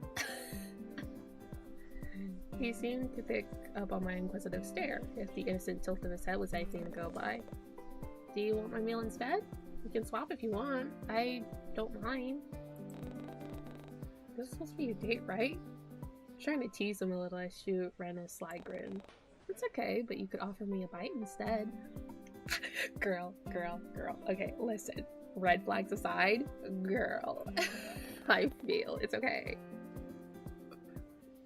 Ren almost seemed to combust on the spot as his cheeks turned red and he almost chokes on his own spit. There is a joke there. I could. He looked down at his food before glancing back at me, only to look down once more and then scribble a bite-sized piece of his food. I watch as Ren's cheek turn a deep shade of red when he brings his fork closer to me. And, not wanting to be seen as a coward, I lean in to take a bite. His eyes widen almost immediately and he seems hyper-focused on the way my mouth wrapped around the fork before I lick my lips and let out a pleased tongue. Bestie? Girly? I need to pause for this, pause for a moment. I need you to look me in the eye. I need to make myself. I need you to look me in the eye. This person knows ball. This person was on AO3 and Wattpad. This person was on fanfiction.net. This person knows what Quotev is. They were on Tumblr pre-purge. Okay? I can tell. I can tell my kind. I can tell my kind.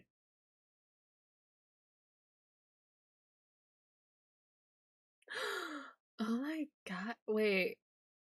He would? Because I feel like he would cover his face. I feel like he would cover his face on his back.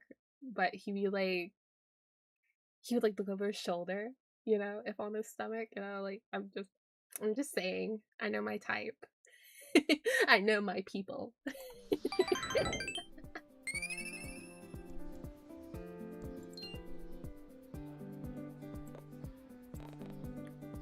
It's yummy. Try some. The pink-haired man seems to have an awkwardly long staring contest with his own fork, before scooping up yet another small piece and taking a bite. Ren's cheeks were still scarlet red and he seemed almost fidgety with how his leg kept bouncing under the table. So I decided to take pity on him and not tease him for it.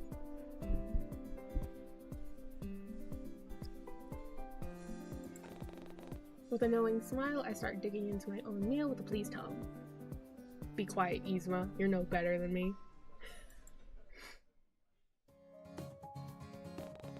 Eventually, we ended up finishing our meals and decided to do a bit of window shopping to pass the time.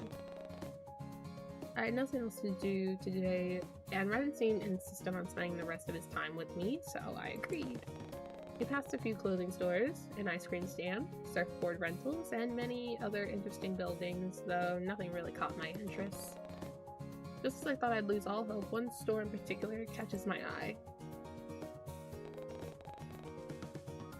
In one of the display windows, I spot those cute little rabbit plushies in style of Haruko's likeness. Oh my god, that's great. That's so fun. I mean, it even came with his limited edition sorcerer outfit and everything. That's cute. That's cute. I like that. I couldn't believe they were selling these things here of all places, and at such a cheap price too. Ren seemed to take notice of what I was not so subtly gawking at, but before we get into the store, the cashier walks in front of the display, standing and blocking our view. Time duly just fly. She drops a box of miscellaneous items at her feet and begins stocking the shelves next to the plushies, before she finally notices us standing by the window. I don't miss the way her eyes widen at Ren, obviously taking an immediate liking to him, and almost shamelessly pushes a strand of hair behind her ear before giving him a small wave. Sneaking a glance at the taller man beside me, I noticed how Ren wasn't even paying attention to her, instead keeping himself busy by scratching at his jaw and kicking the stray cobblestone rock at his feet.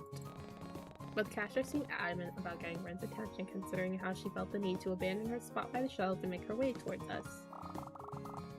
Hi there, welcome to Seaside Trinkets. My name's Olivia. Can I help you with anything?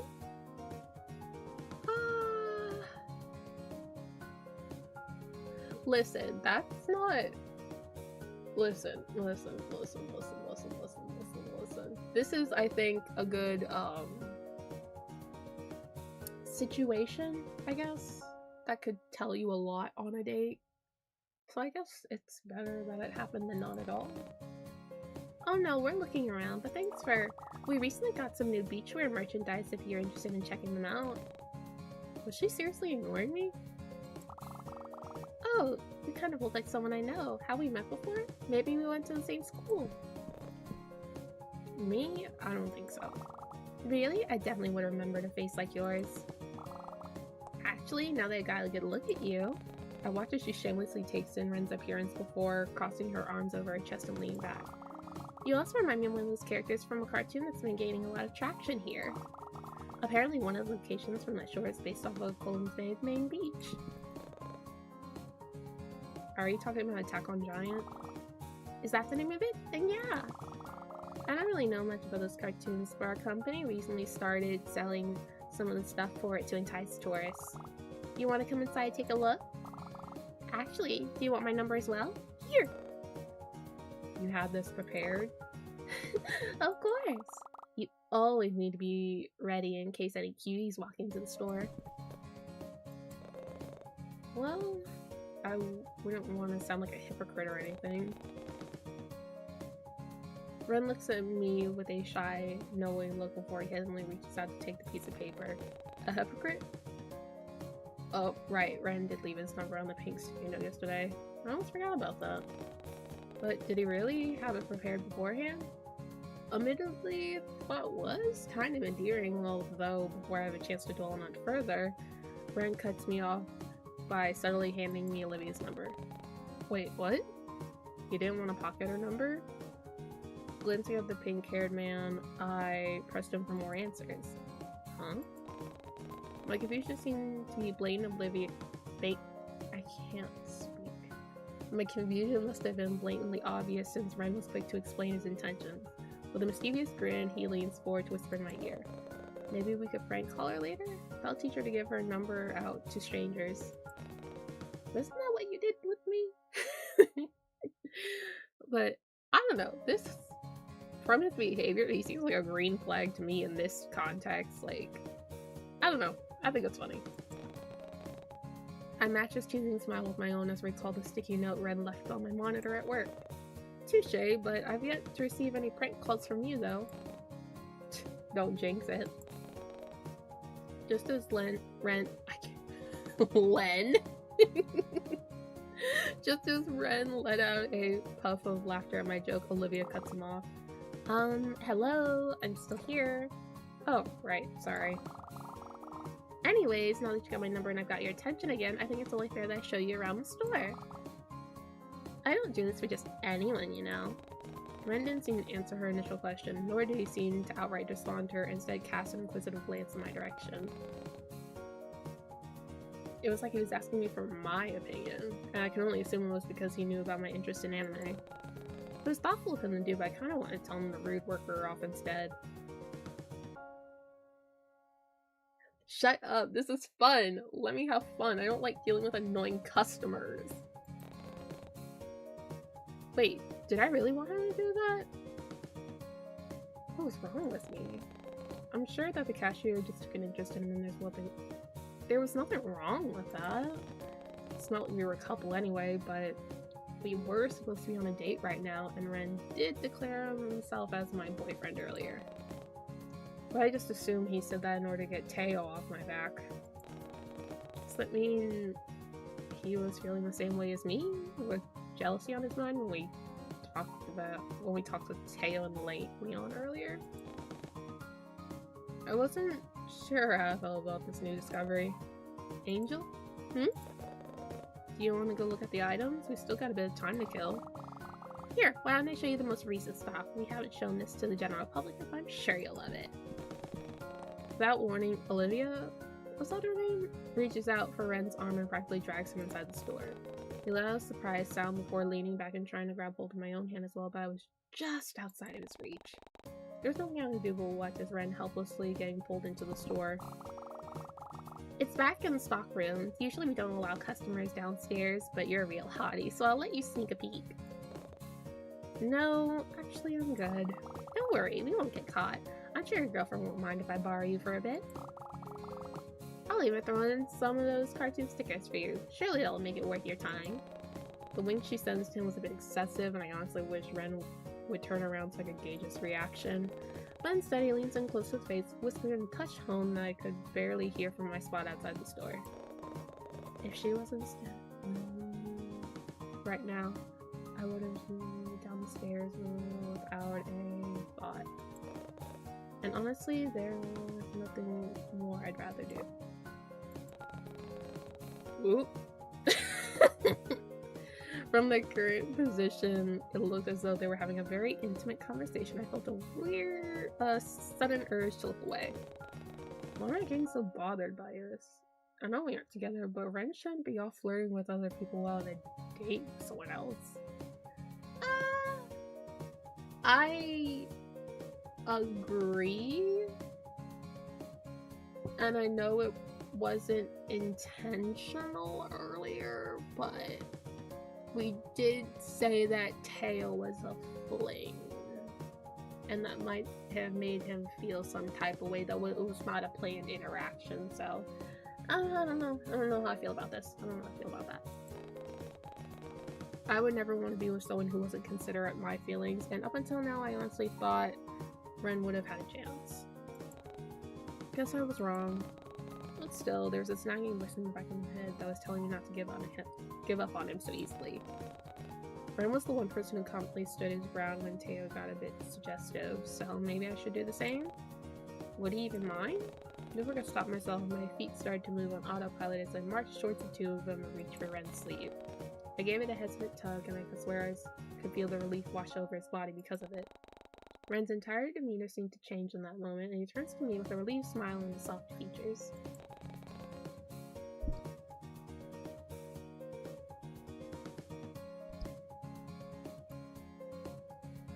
You don't really have any interest in this store. Can we go somewhere else?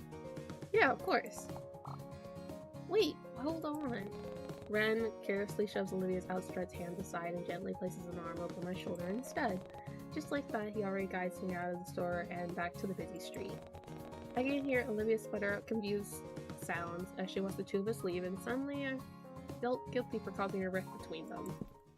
I mean, it shows that she has no class to do it while clear, because she said, she called us his girlfriend when she was talking about showing him stuff in the back room. Or, like, at the very least acknowledges that we were on, like, a date or something.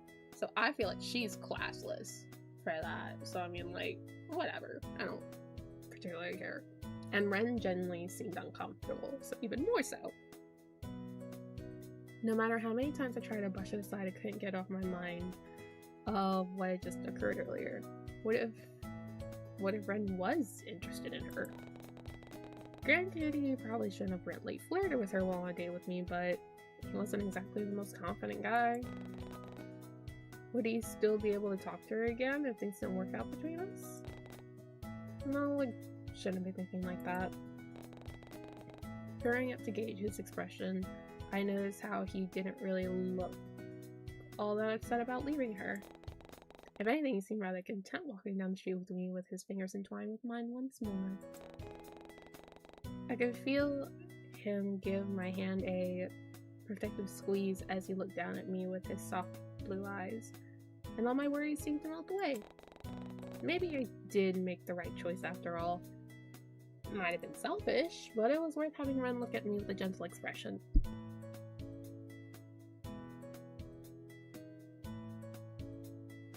Bless me. Eventually the sun started to set behind the ocean as Ren and I continued to walk along the beach walk. Do you mean boardwalk? Okay, good night. Thank you so much for showing up, Isra. Have a good night. Most of the conversation were geared towards me and my interest again, but every time I tried to learn more about Ren, he only seemed to divert the conversation back to me once more. But the more I focused on this odd behavior, the more I began to pick up on his social habits as well. I learned that Ren would suddenly pick at the sleeves of his cardigan whenever he got nervous, or how he'd scratch at his jaw whenever the conversation strayed down a path he didn't feel comfortable with. This little quirks told me more about himself than the dead-end conversation that always led back to me, and I was content with knowing more about him than I did yesterday. Ren no longer felt like a stranger I'd met at the library, but rather someone I could consider a friend. Except friends aren't supposed to get jealous whenever they see them flirt with someone else. Jeez, what's wrong with me? It's barely been 2 days, and I was already contemplating whether or not I truly saw Ren in a romantic light. Was I going too fast? All of these thoughts are starting to get a bit overwhelming, and... Angel? Hello? Huh? You're spacing out on me again. There's that look again. He keeps peering down at me with so much adoration in his eyes, and if I didn't know any better, I think he was already halfway in love with me. But that was a very conceited thought and probably wasn't even true. Sorry, I was just thinking about things. Are you gonna share those things with the rest of the class? He sent me a playful smile and a gentle nudge into my side. I couldn't help but laugh. When did we become so comfortable with each other? And when did he lose his stutter? It's nothing really. Maybe a bit embarrassing, but... Well, I was wondering... How do you feel about... My sentence gets cut off short by a drop of rain landing on my cheek.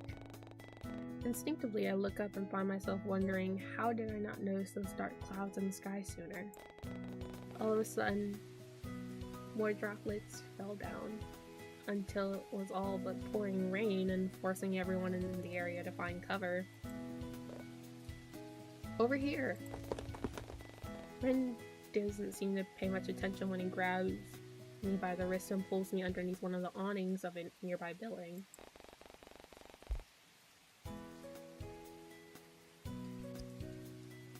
He shields me from the rain with his body, and I couldn't help but feel tiny with the way his arms cage me and as he rests them against the wall.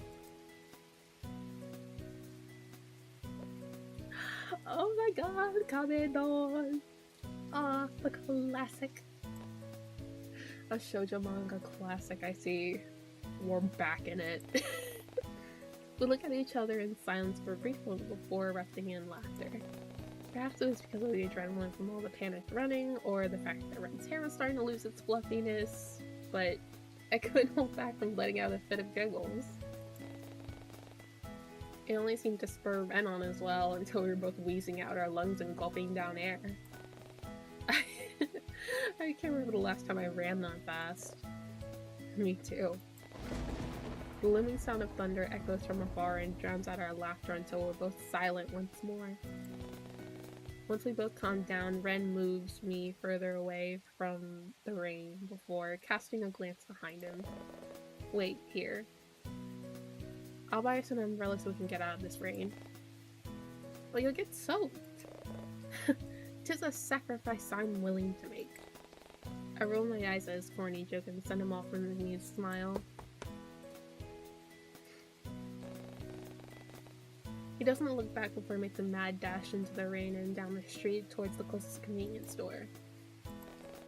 Though the rain seems to only get heavier the moment he leaves, and I find myself pressing even further against the wall behind me to avoid the recoil of the rain bouncing off the pavement. There wasn't much for me to do while I wait for Ren to return, aside from watching people scramble around for shelter. But just like that, the carefree sounds of laughter echoing from down the street capture my attention as I watch Leon, Teo, and Jay all run for cover like their life depended on it. Well, it seems as though their beach outing got cut short as well. Glancing back once more, I barely make out the figure of Leon using his bag as a makeshift umbrella as he ducks under one of the awnings of the ice cream stand. Oh well, Teo and Jay trail behind at a leisurely pace, kicking and splashing water at each other in the rain. I had to look away the moment Teo started to remove his shirt, and I had an inkling it was just so he could show off. Yeah, probably. And, knowing Jay, he'll follow along without a care in the world because that's what he always does when it comes to his friends. A part of me felt like calling out to the group to see if I could wait out the storm alongside them, but they all seemed to be enjoying themselves and I didn't want to get in between that. Plus, I did promise Ren I'd wait for him here. Even if he was taking his sweet time. Was he ever going to return? There was still no sign of him or his comfy-looking cardigan, and I was beginning to wonder if he really did ditch me. After all, it must have been more than 15 minutes by now. What if he got caught up in something, or what if he went back to see the cashier lady again? The store did happen to be on the same street, but after spending the afternoon with Ren and getting to know him, I concluded he wasn't the type of person to do such a thing. Plus, that'd be a really low blow considering he was the one who offered to take me out on a date today. Although, if I was honest with myself, it did seem as though they had chemistry. Especially with how she looked at him and touched his arm as though it was the most natural thing in the world. She apparently knew him as well, or at least he looked recognizable. Why did that thought make my blood boil? Thankfully, the rain was there to cool me off, as well as soak the ends of my outfit and make everything feel damp and uncomfortable. Was Ren really coming back? It shouldn't take that long to buy an umbrella. Wait. Save.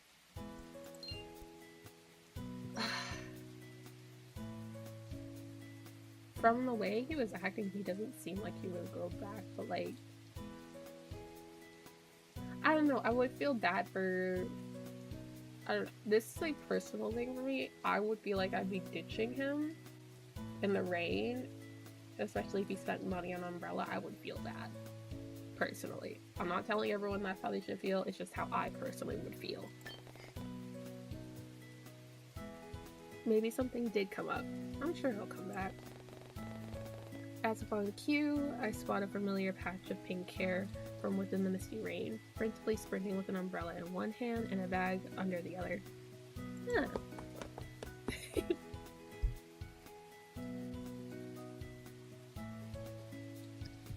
Angel? Angel? Oh! He almost slams into me before stopping just in time, and I could tell the way he was wheezing that he ran all the way back here without stopping. See? This is why I personally would have waited. Sorry, I thought I almost lost you for a second. It's so hard to see in this weather. Jeez, Ren, what took you so long? I almost wanted to cuss him out for taking well over 20 minutes just to buy a single umbrella, but a genuinely apologetic look on his features made me hold my tongue. Sorry, do you remember your friends from earlier? I ran into them on the way here. It took me forever to shake them off.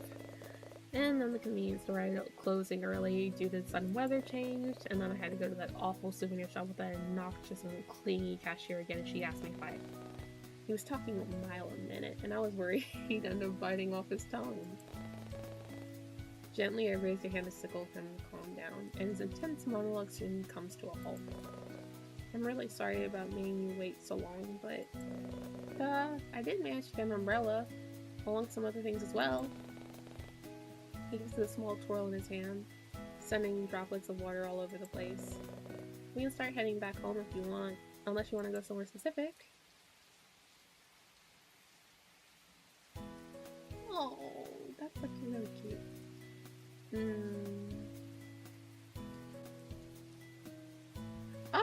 Because of the weather, I personally would just want to go home, especially if you're walking in it. Your apartment? Sure, it's close by anyway, I can walk you home. See? What a gentleman. The image of me taking a nice warm bath after being out in this weather was too hard to resist, so I ended up eagerly stepping under Ren's umbrella before heading back home.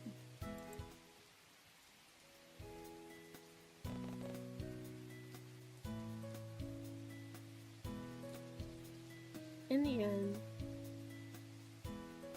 Ren ended up walking me back home. Yet, despite being the one to hold the umbrella, he still got wet because he offered most of it to me. Such a sweetheart. Ren really was considerate, but it didn't stop me from feeling bad whenever I saw the wet patch on his shoulder. Eventually enough, my apartment entrance comes into view, and I suddenly wish the time would slow down. I'm not sure why, but I was enjoying my time with Ren, even though I still didn't know much about him. All that I did know was that he was very attentive when it came to me, and that he was willing to put an effort to get to know me better. It was honestly very sweet seeing Ren being so considerate. He still came off as a bit odd and eccentric at times, but that side of him was slowly growing on me.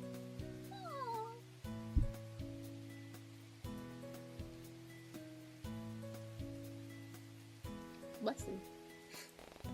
Glancing back at the pink-haired man beside me once more, I watch as he casually twirls the umbrella in his grip and shoots me a playful smile. It seemed as though he shared the same sentiment as me, judging by how his feet started slowing down the moment we ascended my apartment staircase.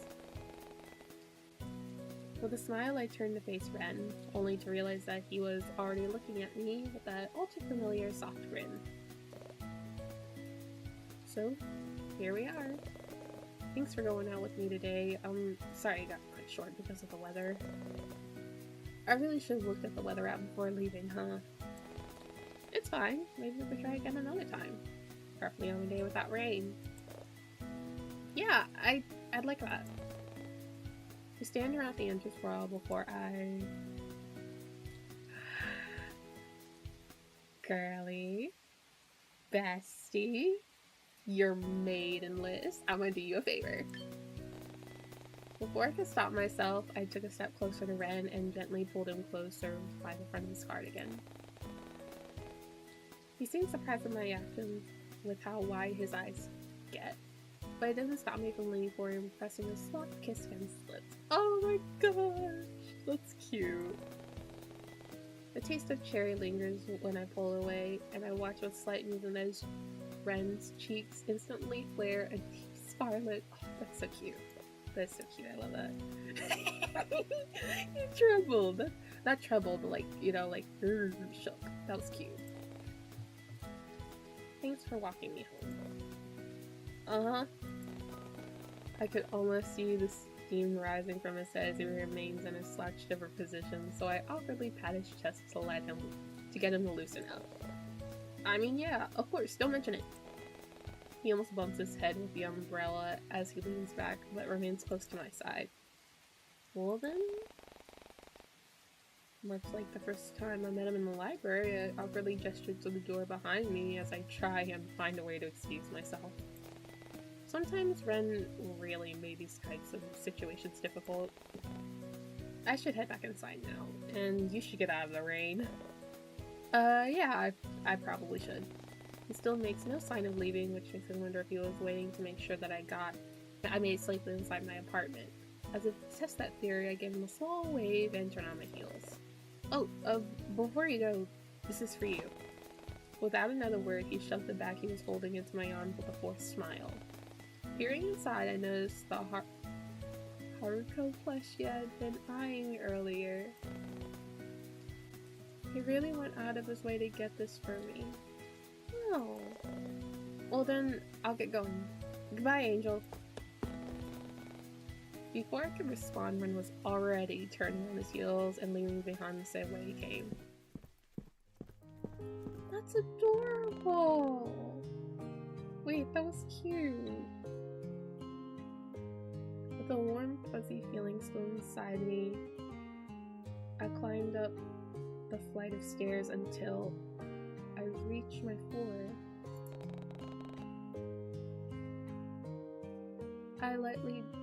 I highly doubt my landlord had fixed the elevator yet, if the caution tape was anything to go by. But it was difficult to focus on those things when all I could think about was Friend's warmth lingering on my lips.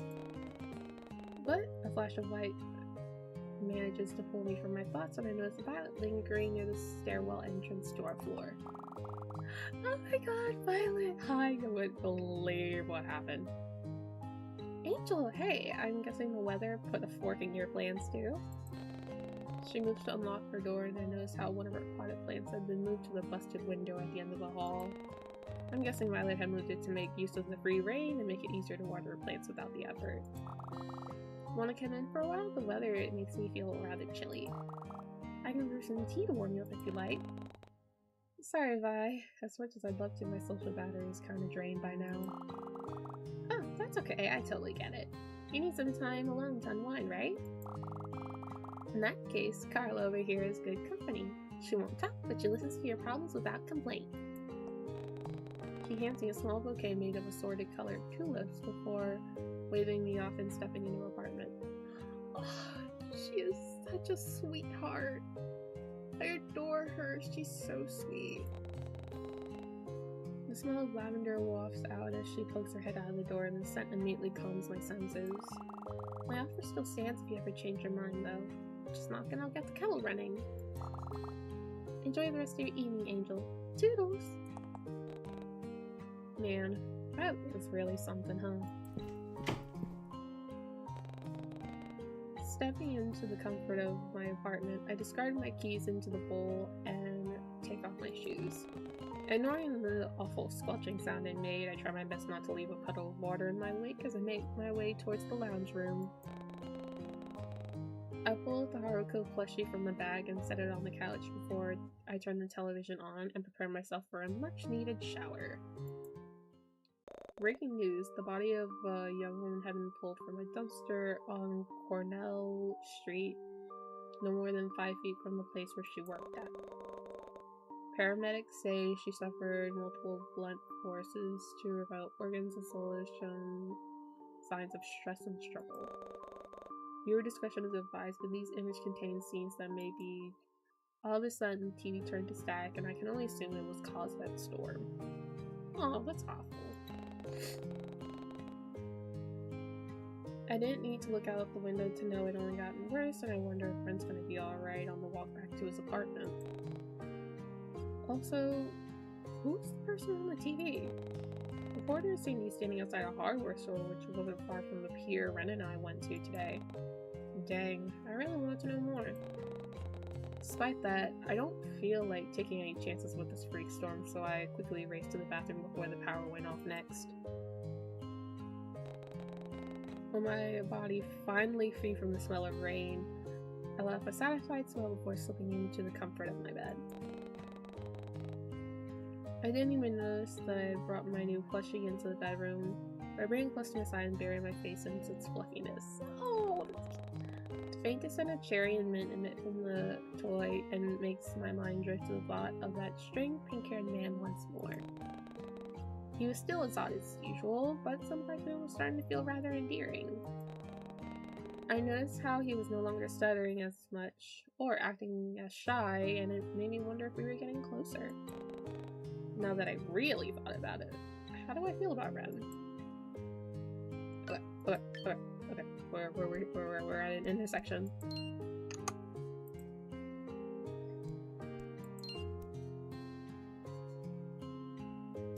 I think I like him.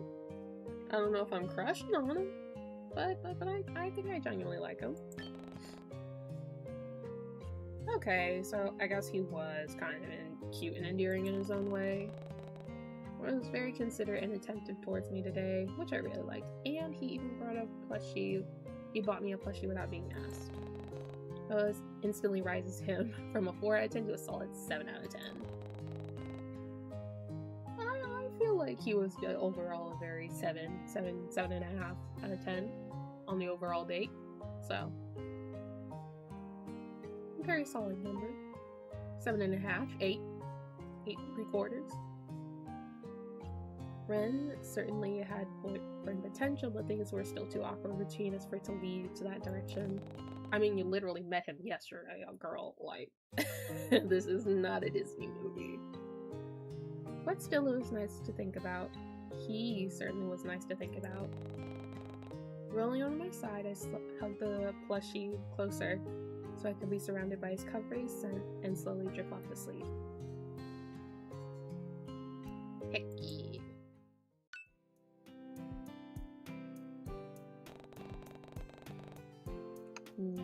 Day 3. There we go.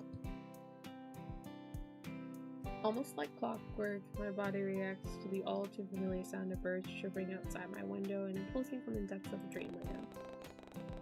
Groggily, I rolled onto my side and reached for my phone on the nightstand. I really get flashbanged by the brightness of my phone before squinting my eyes to make out the time. Glancing at the clock, I realized I had somehow managed to wake up an hour earlier than usual, and that I received a few messages from Moth at some point last night. Opening them up, I basically began to skim through them. Tell me you've seen the newest Attack on Giant theory. Big, fat, massive spoiler alert. Haruka lives. Our boy really survived that massive blast from that sorcerer. Look at these pics, you can clearly see part of his outfit in one of them. He's clearly alive. By the way, let me know when you're awake so I can tell you about something super important. Anyway, back to my Haruka theory. I came up with and definitely did not steal from some forum online. In this 329 essay, I love that. There still seem to be a few more lengthy messages from Moth and me, but I figured I got the overall gist of things already. In fact, after looking at these messages, I was beginning to think that Moth really didn't have anyone else to talk to about Attack on Giants, which didn't really surprise me. They weren't exactly the best at open air and getting to know people, let alone strangers online. Understandable. So it was a wonder how we managed to become friends in the first place. Back then, we were both new fans who wanted to bond over Attack on Giants on some online forums, yet we somehow crossed paths and clicked immediately. And even now, the franchise is still insanely popular within the anime community, garnering fans who love to discuss episode theories with other online. Yet, Moth always seems to come to me before anyone else, and for that I was grateful. Honestly, I didn't mind in the slightest, and I also got to gush to them about my hyperfixations in return. But man, I wish our time zones would be more lenient. I always managed to catch Moth as soon as I'm going to bed, and they would always message me when I'm halfway through my sleep cycle. Well, there's no use in thinking about it too much about it. Putting those thoughts aside from now on, I decided to spend the rest of my morning going through the rest of Moth's messages instead, and even sending back a few theories of my own. before getting ready for work. But before I begrudgingly leave the warmth and comfiness of my bed in favor of making breakfast, I make sure to give my new Haruko plushie a squeeze and a pat on the head.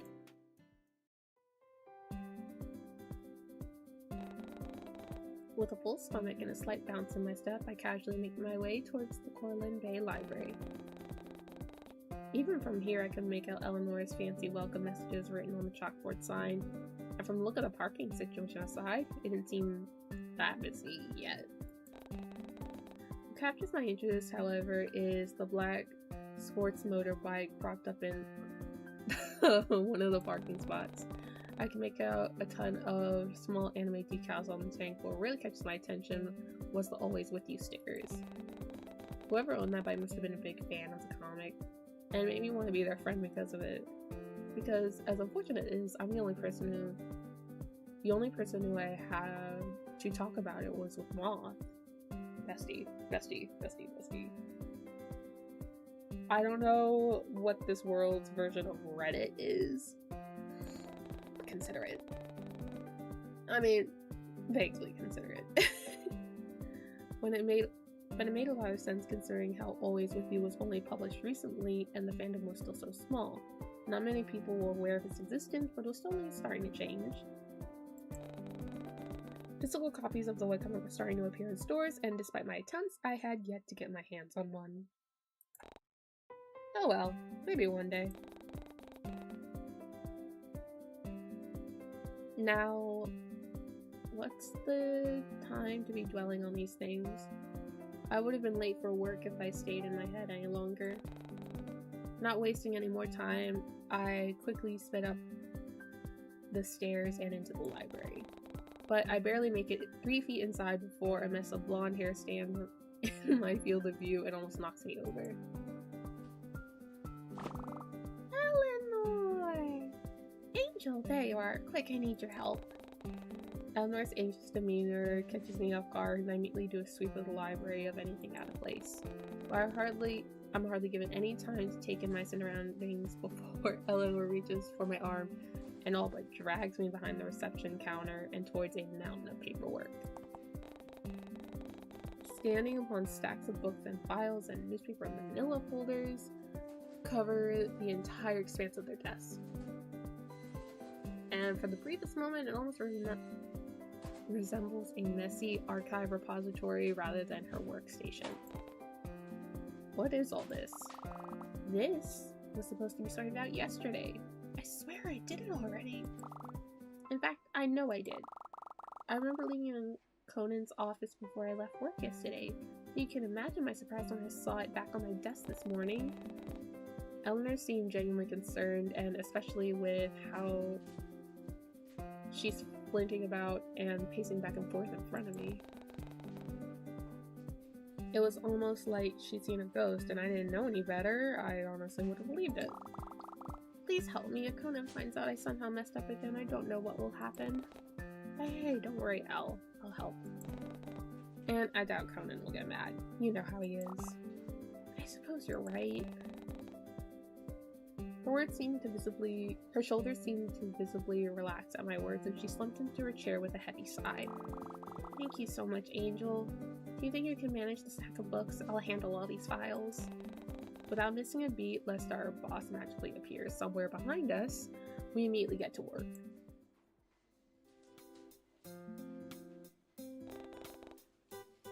Time flies by quickly when I have my chatty coworker to keep me company. She fills me on how the freak storm caught everyone off guard and how some of the patrons shared the same idea of seeking refuge within the library as well. Apparently, Eleanor was the only one to keep an eye on things, and from the sound of it, she seemed to take on the leadership role like a pro. Still, discussing her whereabouts had me thinking. That reminds me, where did you go the other day? The other day? What do you mean? You remember Ren, the pink-haired guy? Oh, Loverboy. Yeah, him. After we had that conversation with Ren, I never saw you afterwards. Oh, let me think. I watch as she inclines her head to the side to think, and almost too quickly she snaps her fingers and gives me an affirmative nod. Oh, that's right. Well, this is a bit embarrassing, but I ended up going home early. I accidentally bumped into something while cleaning the stockroom the other day. Before I knew it, one of the shelves came tumbling down on me. It wasn't until a while later when Conan found me and pulled me out. You knocked over an entire shelf? Miss Creston. Knowing I was only teasing, Eleanor sent me a sheepish smile and bowed her head to hide her reddening cheeks. But now that I think about it, the shelves on the stockroom always seemed relatively stable to me. My coworker wasn't known for her strength, so it didn't make sense for it to topple over so easily. But thankfully, Eleanor elaborates more before, almost as if she could hear the gears in my head working overtime. Well, I suppose it was a tad odd. I mean, I worked in the library for more than 5 years now, and not once have I heard so much as a creak from the shelves. Does seem strange, yeah. Well, I have no doubt Conan will be installing new storage shelves soon. Oh, speaking of, did you notice the new awning outside the library? I suppose that sudden storm from yesterday had something to do with it. In fact, oh, perhaps you saw it in the news already. Some poor woman was found. Our conversation gets cut short when I watch Eleanor's attention drift behind me and towards the flashing red light above one of the shelves. Duty calls, I guess. As soon as she stands, I shoot her an appreciative smile, which she returns with an apologetic one of her own and meanders her way towards the aisle.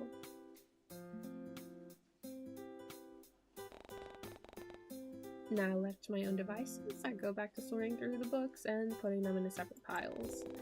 I managed to get a solid 10 minutes to myself before the sudden sense of unease creeps upon me.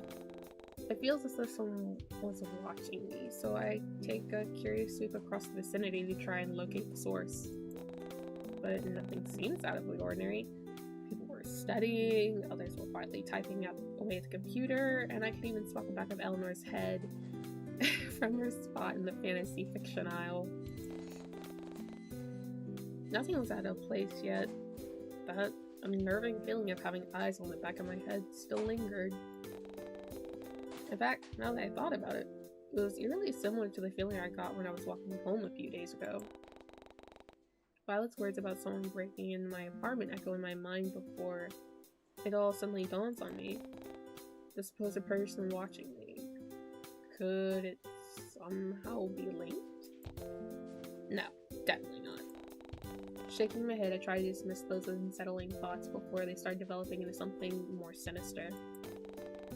There was no one watching me. After all, there was hardly anything impressive about me to warrant a stalker in the first place. That's the sucky thing about stalkers. It's never really you, it's really them. I'm as plain as they come, and if some loser really did break into my house, they left empty-handed. That alone clearly proves that I don't owe anything worth stealing, except maybe my limited edition Attack on Giant figurines. But even then, I remember thoroughly inspecting my entire apartment once I got home. Nothing was out of place, nor did it look like it had been touched. Everything was left right was as I left it that morning. Yet, it still didn't explain why I was feeling this way. Fear and apprehension seemed to overwhelm my senses so much. My mind barely registered the sound of something rustling, and I looked down to see that I'd been worrying the papers in my hand for the past few minutes. Have I been stressed out that badly? Jeez, I really have been letting all that paranoia get the best of me. Shaking my head once more, I decided it's best not to let those thoughts fester and grow into something far bigger than it should be. No one broke into my apartment, and no one was watching me right now. I was making a mountain out of a molehill, and nothing was scaring me. Hello, ma'am, you're pretty. I like women. Hello? Ah. Whoa. The Instead of some creepy stalker dressed all in black, I was met with blonde hair and expensive-looking clothes. Was this the person I felt watching me? It was difficult to make out her words over the loud, rapid noise of my heartbeat, so I tried my best to calm down before responding. Sorry, I didn't notice you came in. Welcome to the Corlin Bay Library. How can I help you with anything? I hope I sounded professional enough, though I'm sure there was a lingering sense of fear in my words and facial expression to match. But it starts to dissipate when I take in the woman's appearance. Her green eyes look oddly familiar to me, but what gives it all away was how the woman slightly inclines her head to the side as she looks me over with concern. Surely not. Is that? I don't suppose... Are you Kiara? Eleanor's told me all about you. In the flesh? I'm actually here to visit my starling sister, would you believe? But now you've piqued my interest. She shoots me a harmless wink and rests her hands atop the reception counter. Ma'am, I like women. I need you to know that. And I like money. I need you to know that. Wow, even the clanging of her jewelry sounded expensive, and I can't help but look at her in awe. Ma'am. Ma'am. Tell me, what else has Nori said about me? Oh, that's... Well, Oh. Oh, really? Why did she say that? It would have been nice to hear it coming from her. Plus, Eleanor always teases me. But that's her sister. I'm sure she loves her because she's coming to visit. Well, I'm sure you're well aware of how shy little Nori can be sometimes. Angel! As if summoning Eleanor herself, she emerges from somewhere behind me and joins us at the front desk. Kiara, what are you doing here? There she is. What? Am I not allowed to see my little sis? I'm at work right now. You could have texted me in advance. But I wanted to surprise you. And look, I come bearing gifts. At that, Kiara places down a few bags branded with high-end prints and designer logos.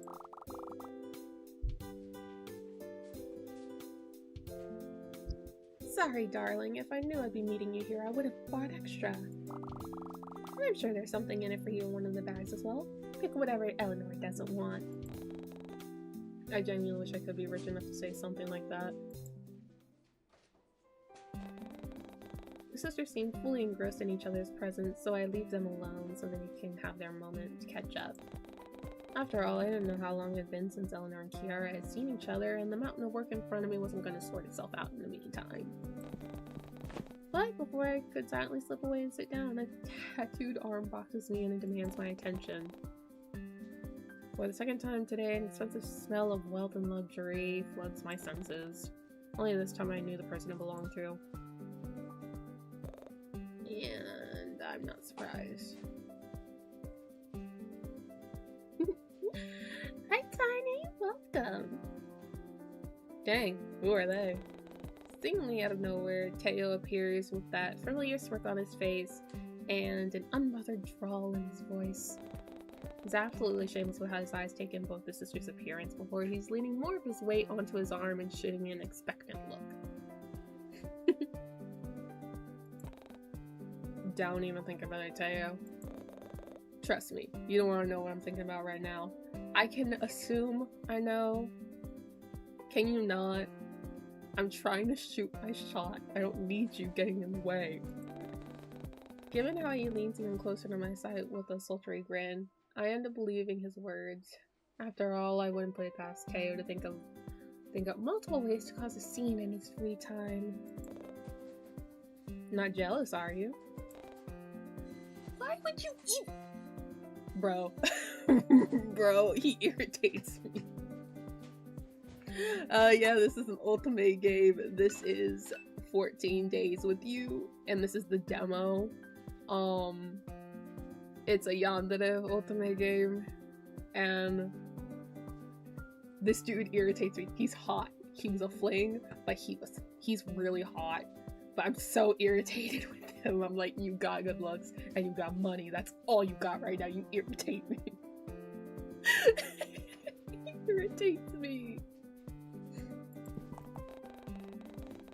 Whether or not it was my sudden outburst that captured their attention, Eleanor and Kiara finally seemed to notice us and thanked my lucky stars for a chance to escape this conversation. Perhaps I could sneak off to the employee lounge while everyone's busy talking. I'm sure you work here too? I've got a few things here that you could check out. Ugh. Despite my disgust at Teo's blatant flirting, Eleanor seemed to be eating up with a slight flush on her cheeks. Eleanor, no, girl, you are so beautiful. You are so kind. We are playing as someone named Angel.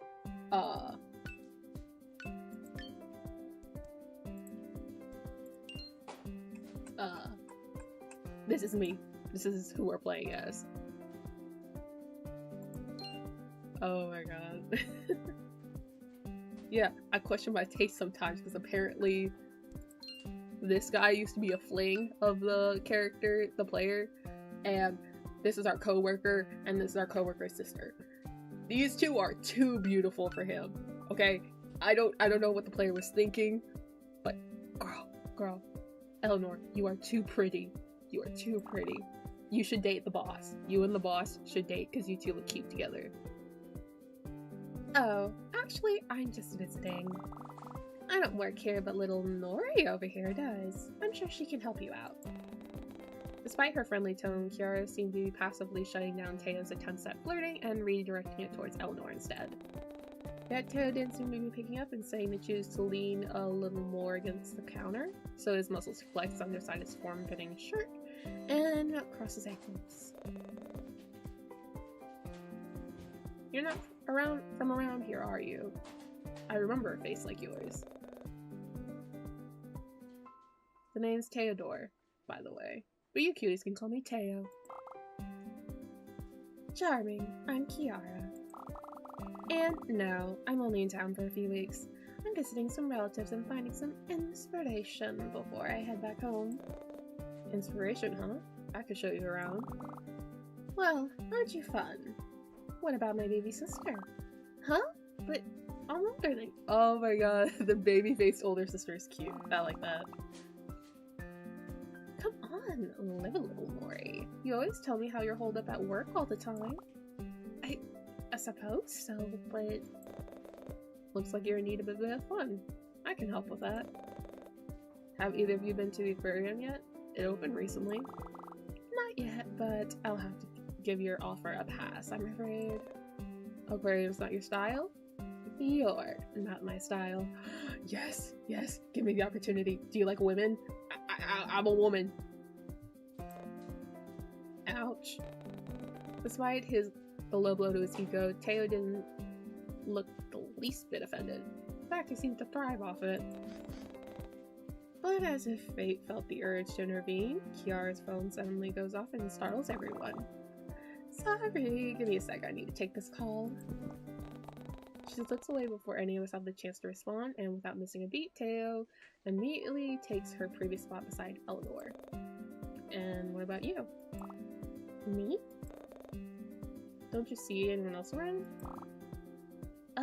Well, I mean, I think it'd be fun, but it's supposed to be awkward with just you and me.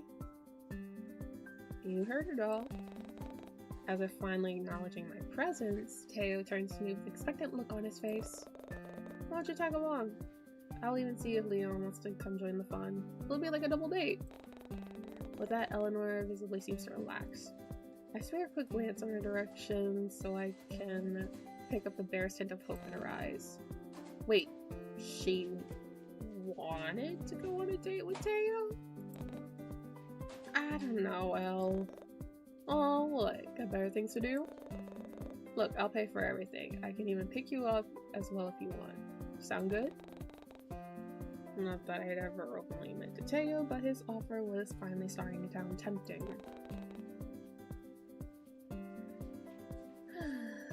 I mean, free food and a free outing? It's too good to refuse. However,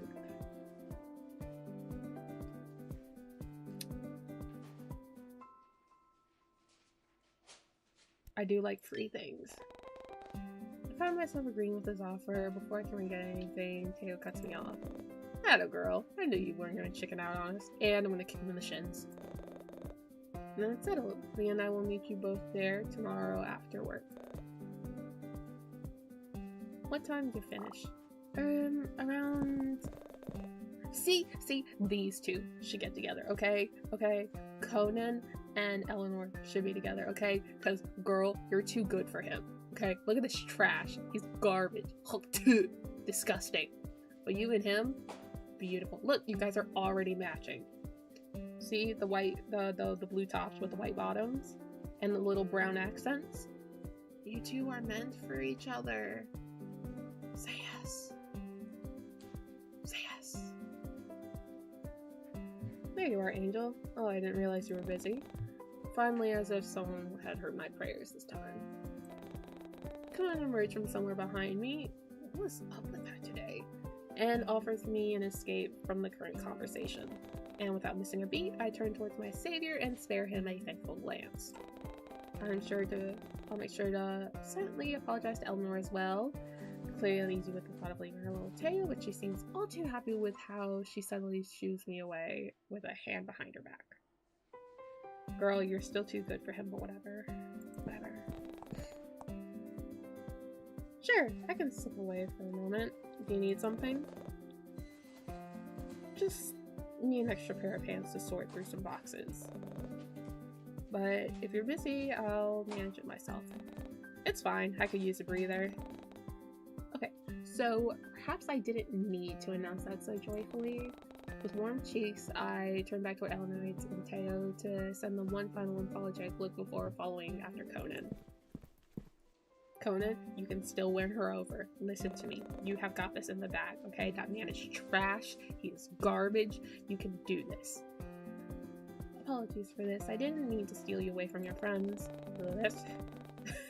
This happened to be sorting after all the books a coworker managed to knock over this morning and making sure they were all in the correct category before putting them back into the cart.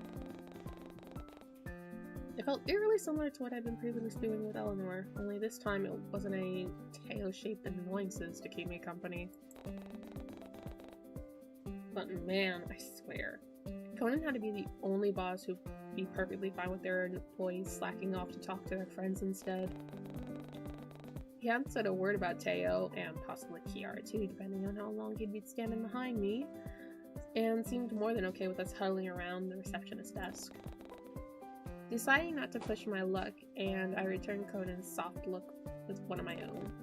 It's fine, don't worry about it. I've been meaning to ask you something, actually. Has everything been going alright with you? Nothing shady happened lately?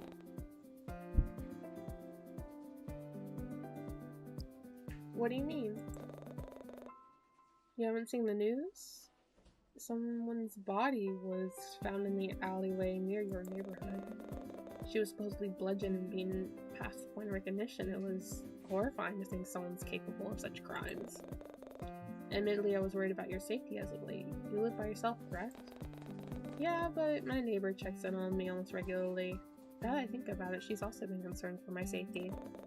That's good. I'm glad. Listen, if anything ever happens... Conan awkwardly glances over his shoulder before returning his gaze to me. Nothing but sincerity stares back, and I find myself in a stunned silence. Here, this is my personal number. Thank you. May I also slide this to Eleanor? But due to the lack of clarification, I end up sending him a confused look instead of thanking him. I know you only recently moved back to Corlin Bay, and you've yet to put anyone down as your emergency contact. I'm worried you won't have anyone to call in case something does happen. I want to be sure you're safe at all times. Oh, thank you, Conan. Of course. He gave my shoulder a gentle pat before resuming his original task. The conversation falls back into an easy, comfortable silence, and I pocket his number before pouring all of my focus towards the books laid out in front of me.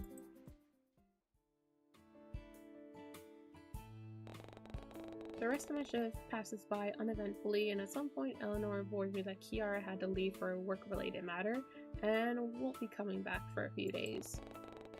She even asked Eleanor to give me her number as well, alongside mentioning something about sharing more embarrassing stories with little Nori the next time we talk. Whatever that meant. Still, it was nice to finally meet Eleanor's sister, and it was even kinder of her to give me a fountain pen before she left. Or, at least I assumed it was Kiara. I found the expensive-looking box sitting on my desk before I returned, and I wasted no time in opening it and examining the contents. The pen itself happened to be made from extremely high-quality materials, and the cursive A&R logo looked rather fancy underneath the light. The ink was a rich deep red, too, which I couldn't wait to use on my papers. I made a mental note to get something for Kiara as well before pocketing the pen next to Conan's number and packing up my belongings for the day. But as I was slipping out the library back door, I noticed a familiar broad backside and a patch of blonde hair and a bright red colored shirt standing near the alleyway's entrance. There, it was different people. I don't know why, but I thought it was just one giant person up there. As if sensing my presence, Leon turned around and greeted me with one of his familiar worn smiles. "G'day, darling." Been a while. He sends me a toothy grin before making space for me within the group. Eleanor greets me with a delicate wave, and Teo looks moderately annoyed as usual. Teo suggested introducing me to Eleanor and yarning about his little outing he has planned. "Hey, how come you never told me you had never been to the aquarium before?" "Makes sense, though. I reckon it was built a bit after you left the bay, right? So I doubt you had time to check it out." "Pretty much. Most of my free time has been taken up by moving and unpacking boxes."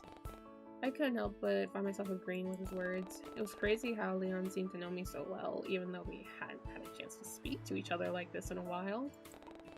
But I'm curious to see what it's like. What about you, Nori? I couldn't help but let Kiara's nickname for her slip. Yes, I'm the same. I'm looking forward to tomorrow. I've never been to an aquarium before, so it should be fun. Well, here's hoping the weather will be more lenient tomorrow. It was pouring down buckets yesterday, wasn't it? Did you make it home alright, Sunfish? All of a sudden, that eerie feeling kept coming back, and I resisted the urge to turn around and look behind me. I only now noticed that I had my back to the dark alleyway this entire time. Angel? Sorry, what was that? You alright? Looks like you've seen a ghost.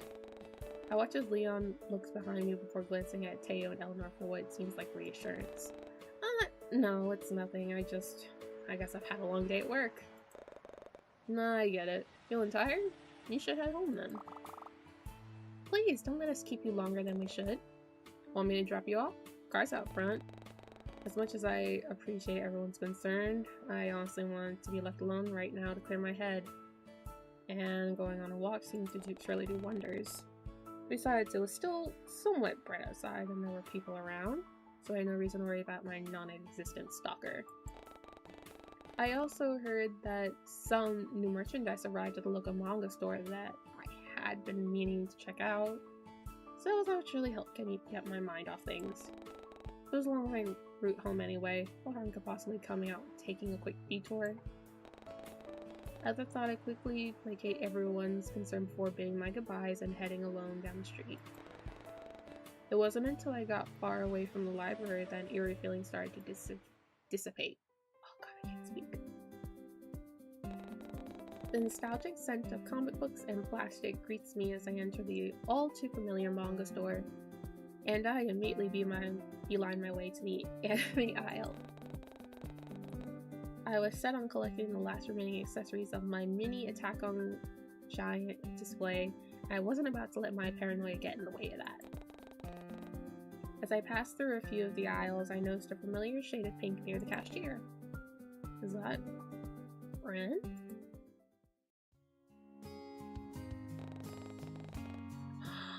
Oh wait, I like this look.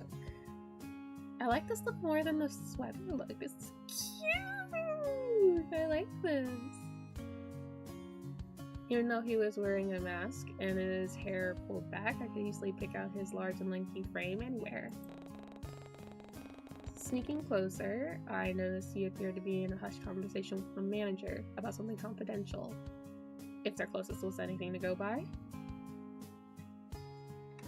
Before he places a thick manila folder in her hands and leans back. Oh, I wonder what's inside. Was Ren trading some old manga? What is Attack on Giants? Although if it is Attack on Giants, I'm not really sure why he would want to trade them in with how popular the franchise is currently. There isn't much of a demand. If anything, there's too much consumer media being produced right now. Everywhere I go, all I see is Haruko, and I wouldn't have it any other way. And speaking of my beloved Haruko, now I get a better look at Ren. Isn't that the limited edition spring Haruko hoodie? I thought they weren't selling them anymore. Just as I was about to make myself known to ask questions, Ren is already turning on his heels and slipping behind the large rack filled with cosplays and game-themed apparel. His height does him no favors though, as I watch his head peek from the top as he bobs and weaves his way towards the side entrance. At that very moment, my phone decides to jump scare me by suddenly going off, and it startles me enough to temporarily forget about Ren. Letting out a string of curses, I reach into my back pocket and pull it out, only to see Moth's name flash on the screen. With a grin, I accept the call and hold the phone up to my face. Hey, listen, now really isn't a good time to talk, but no, that's terrible. Get well soon. Or sorry for your loss. Or whatever. Anyway, she's so pretty. She's pretty. They're pretty. I think Moth is say. Guess who won an all-paid holiday trip overseas? Me, that's who. There, got it. It'd been a while since I last seen Moth's face, but they appeared just as boisterous as I remembered them. And for free too! I mean, okay, yeah, I still need to pay for food and stuff, but... Hey, where are you? I'm in a manga store? Hold on, can we backtrack for a second? You got free tickets? To where? Is that a Haruko figurine? Can you get that for me, please? Please, please, please, please, please, please, please. Aw. I'll pay you back, I promise. I'll pay for shipping too. It's so cute. Look at this little outfit. Look at it. This tiny little jacket and tiny little shoes. With an eye roll, I reach behind me for the figurine, but not before picking up the accessories I originally came for and slowly make my way towards the cash register. Once Moth hoots and hollers calm down, I gently try to coax them back to the original topic. Oh, right, you asked where I was going. Well, that's actually a surprise. Seriously. A good surprise, though. Hey, if you're in Portland. For a brief moment, the screen starts to lag and a loading symbol pops up. Moth? But okay, with voice cuts in and out, doing an almost robotic effect before the screen eventually fades to black. With a heavy sigh, I end the call and shoot Moth a text letting them know that they were getting disconnected again. But as I absentmindedly look at the window, I noticed a blurry outline of Ren's figure sitting at a bench outside, busying himself with what looks like a phone in his hand. Next, the cashier's voice pulled me back from my thoughts and I quickly pay for my purchases, all along sparing not so secretive glances at Ren from beyond the shop window to make sure he's still there. It was strange, but I couldn't help but hope I get the chance to catch up with him on my way out. I know it's barely been more than a day since I last saw him, but I still wanted to thank him for the date he took me on yesterday. The cashier pulled my attention away by handing me a bag and receipt and gave me my thanks. And I gave him my thanks before making a beeline towards the exit. But just as the door swings open, I noticed that Ren had already left. He was no longer on the bench where I first saw him, and I couldn't spot him anywhere on either sides of the street. It was like he was never there in the first place, and I almost find myself wondering if I imagined the whole thing. I was starting to see him everywhere. Anyway, and it was beginning to come off as creepy. Well, Cortland Bay wasn't that big of a coastal town in retrospect, so I'm sure we were bound to run into each other sooner or later. I mean, I literally met Ren at my own workplace because we share a common interest in books. It just so happened to be about native flora. That kind of stuff wasn't something either of us could control, and I was most likely looking too deep in it. Still, it felt strange all the same. Oh well, no use dwelling over it. I still had Ren's number saved in my contacts anyway, so I could shoot him a text or even call if I really start to miss him.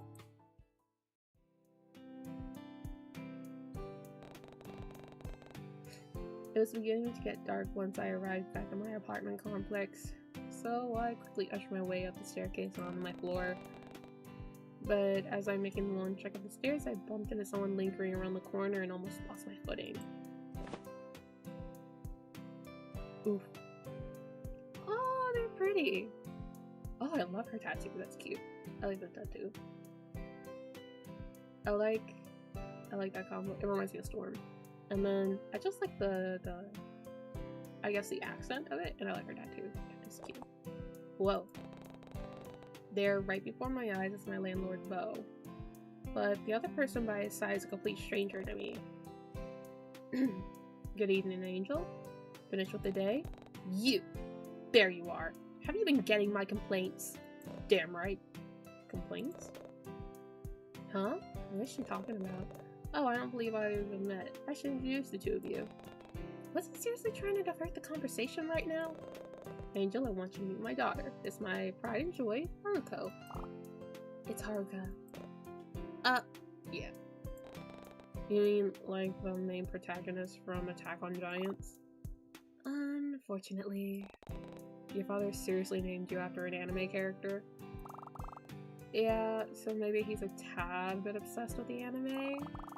That's why he wears those stupid clips and painted his nails pink and the blue rhinestones. Or my edition, though.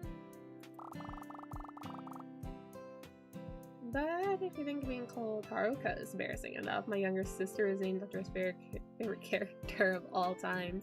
Ren, Haruko's arch nemesis? You can't be serious.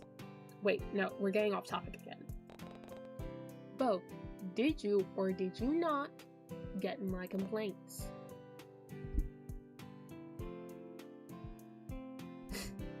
Listen. Come again? He looks up from his phone and spares a meager glance in my direction. Sorry, Angel, I've been so distracted lately.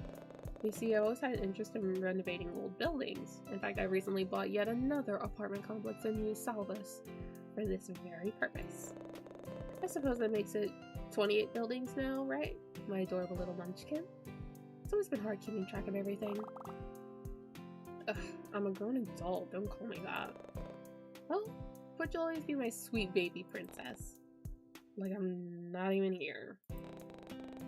But as soon as Bo reaches over to pinch one of Haruka's cheeks in an affectionate manner, I take a moment to fully absorb their conversation. So my landlord bought yet another building, huh? And that probably explains why he hardly ever bothers to take care of this apartment. Well, whatever. I don't have time for this, or their mushy, tender moment. Without another word, I quietly excuse myself from the conversation and make my way home. Bro, I want to drop kick him down the stairs. Are you kidding me? Not bothering to turn on the lights, I toss my key into the tray, shrug off my jacket, and unceremoniously drop myself onto the couch. Today was a whirlwind of events and emotions, and the worst part of it is, it still hasn't ended yet. I still have an hour or so left before I consider any dinner plans, so I figured I might as well spend the evening winding down in the meantime.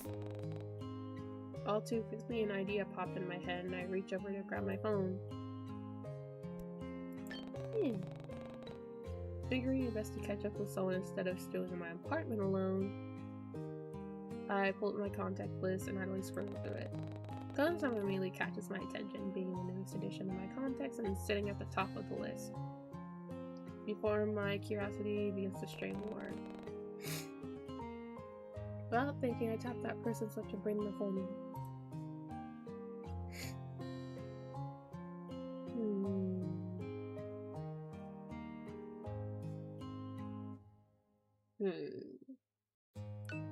Actually, I want to call, Leon. I want to call Leon, because it's been a while, and it said that his mother was sick. So I want to check on him, see if he's...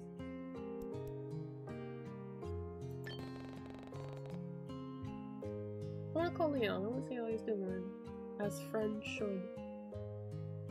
Quickly glancing at the time to make sure it wasn't too late for him, I tap on his name with the...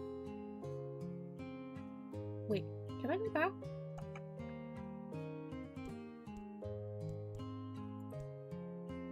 Okay, wait, I wanna... Okay, I saved. Because I didn't notice that. Okay, I didn't notice that. Okay, I'm alive.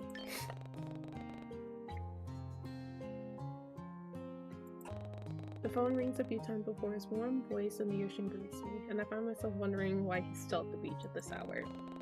Probably starting to pack up after a day of volleyball with a few of his friends? No doubt. Evening, Sunfish. What's up? Everything good? Hey, Leon. Sorry for calling you late. I know we already saw each other today, but I guess I wanted to hear your voice again. Aw, miss me that much? I'm flattered. I missed your voice too. I feel at ease talking with my childhood friend, and it probably shows, given how I instantly start to melt into the sofa with a soft sigh. Bestie! I missed you, bestie. But seriously though, is everything okay? I can come over if you want. No, it's fine. You don't have to. If I'm honest, I think I've had my fair share of face-to-face conversations already. Yeah, you did seem tired earlier today. I'll probably be even more tired tomorrow knowing Teo will be involved. Yeah, he has that effect on people, unfortunately. I can hear Leon let out a soft chuckle at his own silly joke. Speaking of, are you still good with our plans for tomorrow? Yeah, I'm still up for it, but it's Eleanor I'm more worried about. How so? Was I really about to confide in Leon about rather personal details regarding my friendship? Well, it's first for everything. Teo is honestly... Oh no, I stand by that. I will say it with my chest and I will say it to his face. He is honestly the worst person for her. I mean, you know, you and I both know he's not exactly the type to settle down, and Elle is the biggest hopeless romantic I know. You know what? I should have called Teo just to cuss about her, like, you better not be an asshole tomorrow to her, okay? You better. Because honestly, she could do a million times better than you. But you better treat her right. She always talks about having that white picket fence dream, whereas Teo can barely sit through a single conversation about his own feelings. I knew I was beginning to ramble at this point, but I couldn't seem to stop myself. And what's worse is Teo is actually interested in relationships all of a sudden. I don't get what his motives are. Maybe he's actually changing his ways? You know how Teo can be. Man's full of surprises. It was a weak response, but I could tell Leon was trying his best to reassure me. Besides, I met Eleanor today and she seemed real sweet. Maybe Teo feels the same way. It just doesn't seem like something he'd do, though. I guess so. I let out a sigh and absentmindedly run my hands over my pants in order to smooth out the wrinkles. Sorry, Leon, you probably didn't expect me to call you up just to rant to you. No worry, darling. You always come to me for anything. I don't mind, even if it's, you know? His voice gets cut off until the only thing I can hear is static noise. Leo? Hello? The reception is always spotty here. Hey, are you there, Angel? I might have to end this call. I'm still here. Can you hear me? Barely. Listen, I gotta go now. If anything comes up, just text me, okay? I'll call you back so soon as I'm able to. Don't worry, Leon. Thanks for talking to me. Get home safe, alright? Well, now that you said that, I think I'm gonna do the opposite. Just kidding. See you tomorrow, sunfish. All of a sudden, the line cuts off. Well, there wasn't much I could do about a faulty connection. Figuring I had nothing else to do for the night, guess it's finally time to satisfy the cravings of my stomach. Without wasting another moment, I get up and tiredly trudge around my apartment as if my body was on autopilot. But just as I'm about to enter the kitchen, my phone rings once more. Glancing down, I notice the Ren contact details flash on the screen. Did he want to talk? Admittedly, I was a bit curious to see Ren again after missing him in the manga store earlier. A beat passes, but before I can stop myself, I answer his call. His soothing voice greets me, and I could practically feel the excitement and moe flowers expel from the screen and hit me in the face. Oh, that's cute. And before I know it, Ren is agreeing to come over as soon as he can. So I quickly turn the lights on, clean the place up a bit, and it just stays. Whoa, that's. Am I missing something? I feel like we skipped a couple of lines of dialogue. I feel like we skipped a couple of lines of dialogue here. Barely 10 minutes pass before I hear a loud knocking at my feet. Almost immediately, I leap to a loud knocking at my door. Almost immediately, I leap to my feet and unlock it with a smile. Ren, hey, come on in. I watch as he awkwardly shuffles into the hallway, almost uncertain as if he should come in or not. He moves to take off his shoes, and I watch and notice he neatly stacks them next to the umbrella rack. Oh, are you the type to leave your shoes on at home? Sorry, No, you're fine. He really was adorable. I brought some takeout with me, if that's okay. I figure you hadn't had a chance to eat yet. Whoa, how'd you know? It's like you could read minds or something.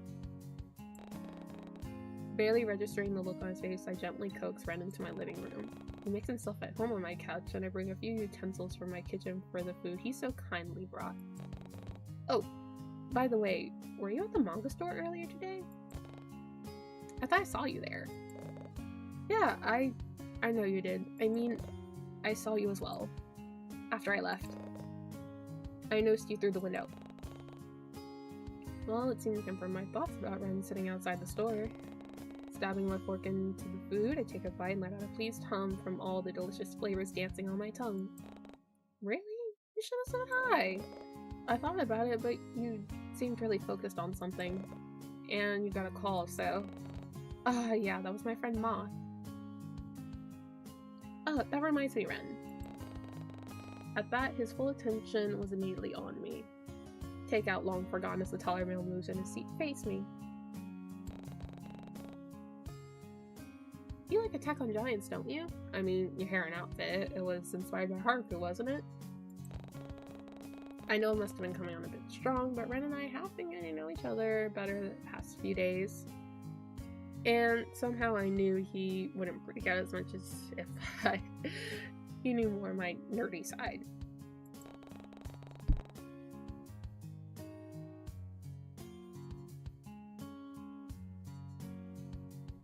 Bless me.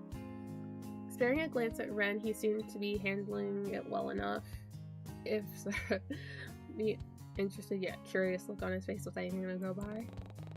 In fact, Ren seemed almost on the edge of his seat as how intently he was staring at me.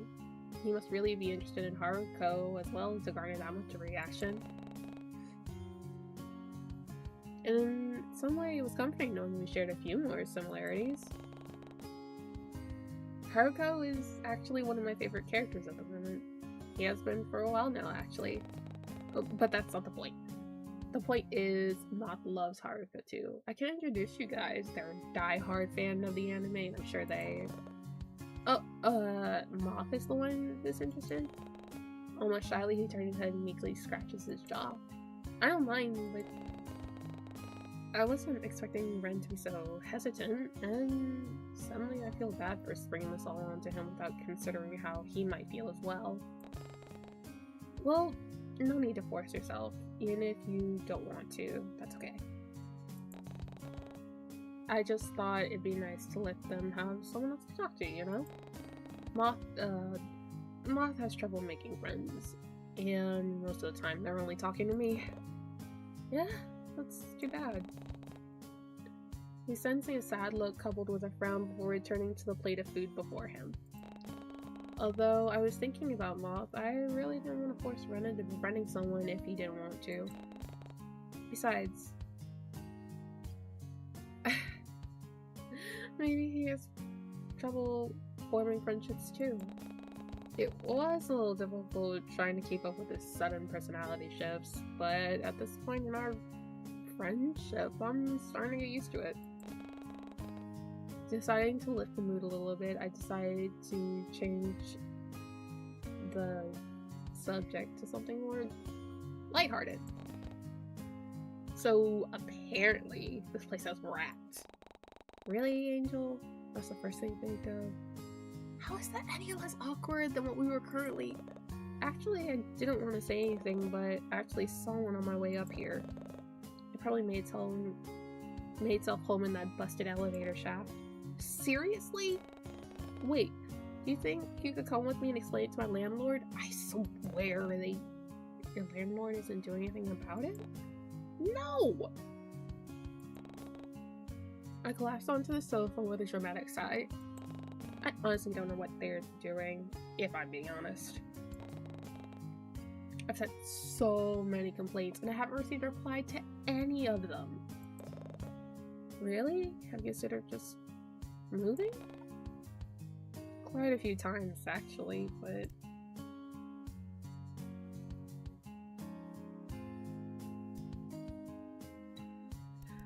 To be honest, I do want to stay. I would like to stay near our neighbors.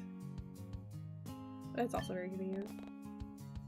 It was overwhelming at first, but honestly, I think the low rent and location is the only thing stopping me from considering other places to live. I see. So it's not that bad here after all, right? I may as well just some creep breaking in and stealing all your laundry or something. I mean, you're not wrong, but that was quite the descriptor. You got a point there. I think I'd take rats over laundry stealing intruder any day, but now that I think about it, who would want to break in just to steal dirty laundry? Well, I'm sure Ren only meant it as a joke. It was oddly specific. I just figured that's what normal creep behavior would be.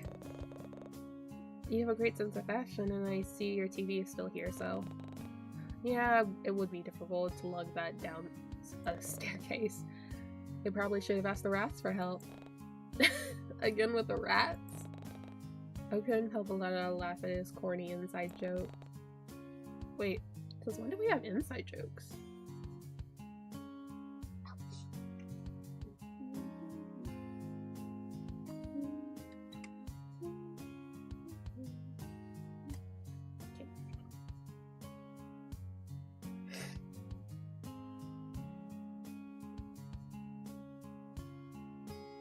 Okay, there we go.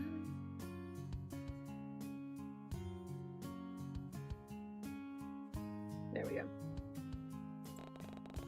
Now that I really thought about it, the banter I shared with him seemed very easygoing as of late, despite how serious the topics were supposed to be. I've been worrying all day about this with Doctor, yet here I am casually brushing it off as a carefree joke. Still, is everything alright in your neighborhood? I've heard about the murders going on recently. No one I know has gone missing, so I suppose that's good, right?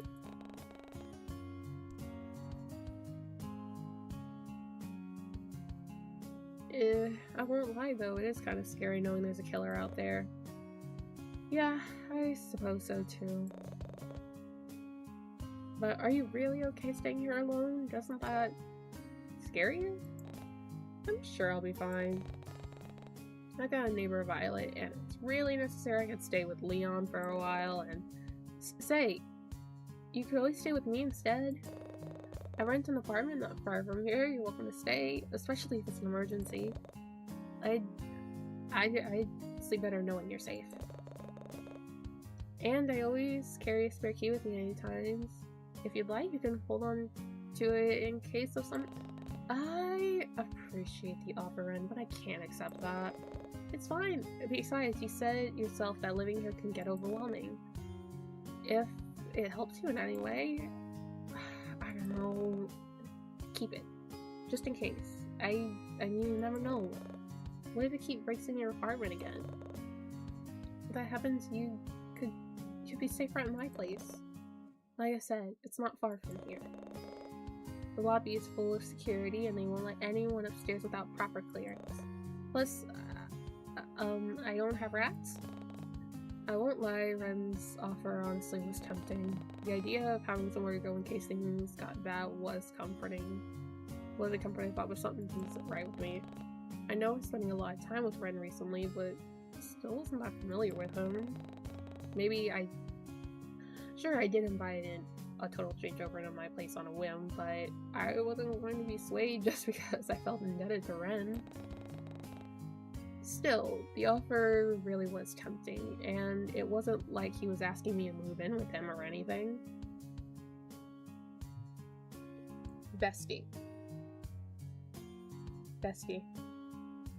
Can you look me in the eye? You know what? I'm not gonna ask if the brain cells in the room because I don't know if they're even paying rent anymore. Now that I thought about it, Ren was the one who giving me access to his home. It wasn't like I was the one in danger here. He was trusting me enough not to be some kind of crazed killer like the one on the news.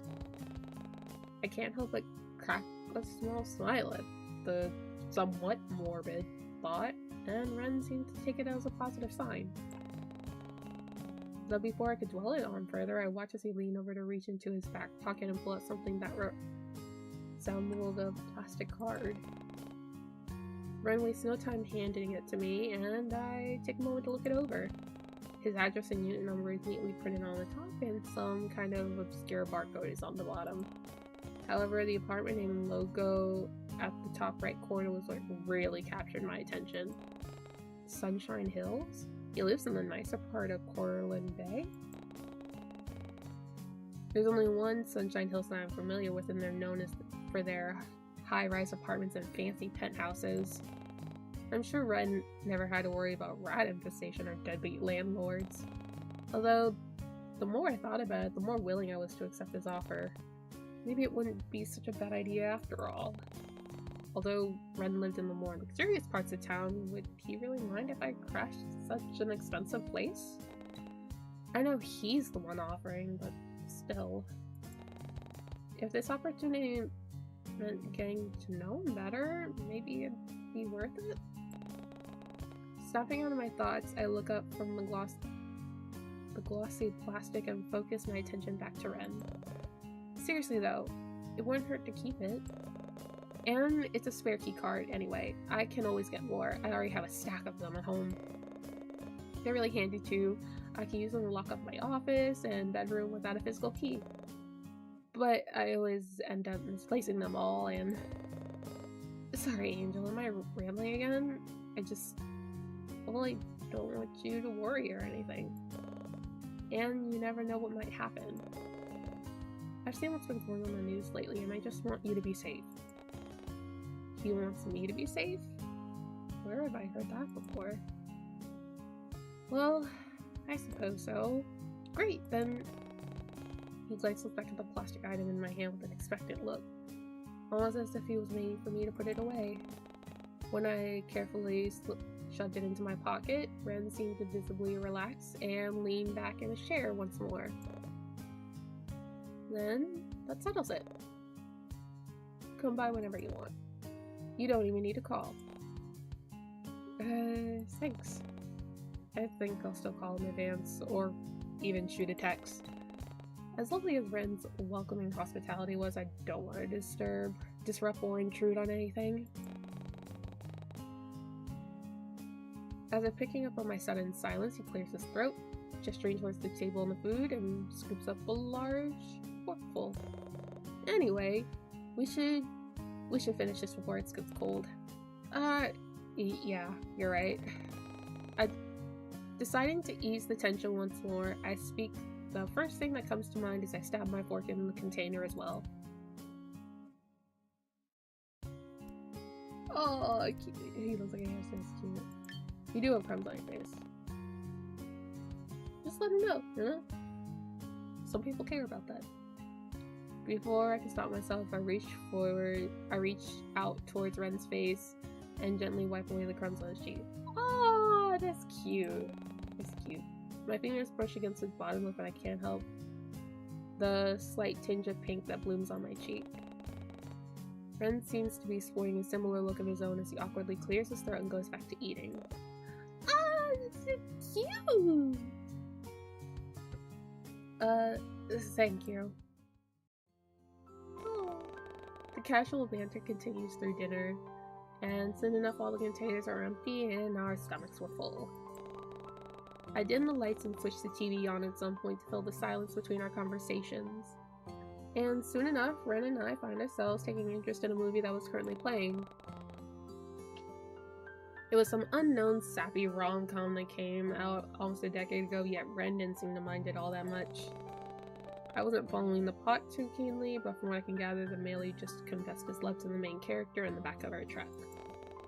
On top of it, it started raining with some slow melodic love song came on the radio. The characters were all too happy to share a sweet kiss with each other in that romantic moment, but the tenderness soon get cut short when the scene starts to travel down a more heated path. The kisses became more passionate, and before I know it, I'm watching the main character lean across the center console to sit in her lover's lap instead. Oh my god. Clearly I wasn't expecting this to happen, and what I falsely believed was a harmless rom-com. So I dared to glance at Ren's direction to gauge his reaction. Aside from the faint dusting of pink on his cheeks, the rest of him seemed all too relaxed.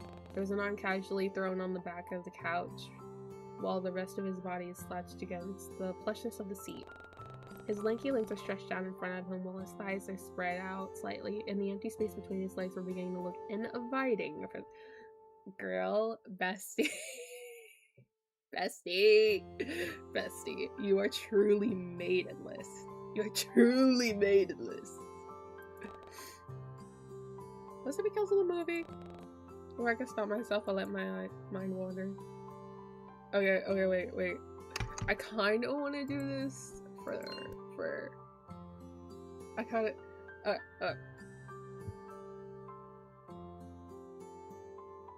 Bestie, you're truly maidenless. I'm trying to help you. I'm helping you, Angel. What was I thinking? This movie was clearly messing with my head. Subtly, I slapped my cheek and focused my attention back to the TV screen. Oh my god. See if he was really— and it seems I was right. It was old people watching awkwardly clear his throat until his— Okay, wait. Okay, wait. Where's the frickin—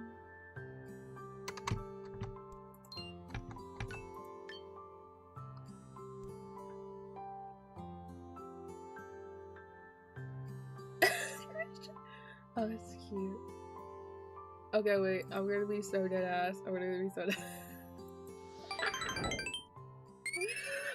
be so dead ass. I don't— I think I'm gonna call it. I'm gonna call it. It's really funny though. It's really funny though. Cause I don't know, like, I thought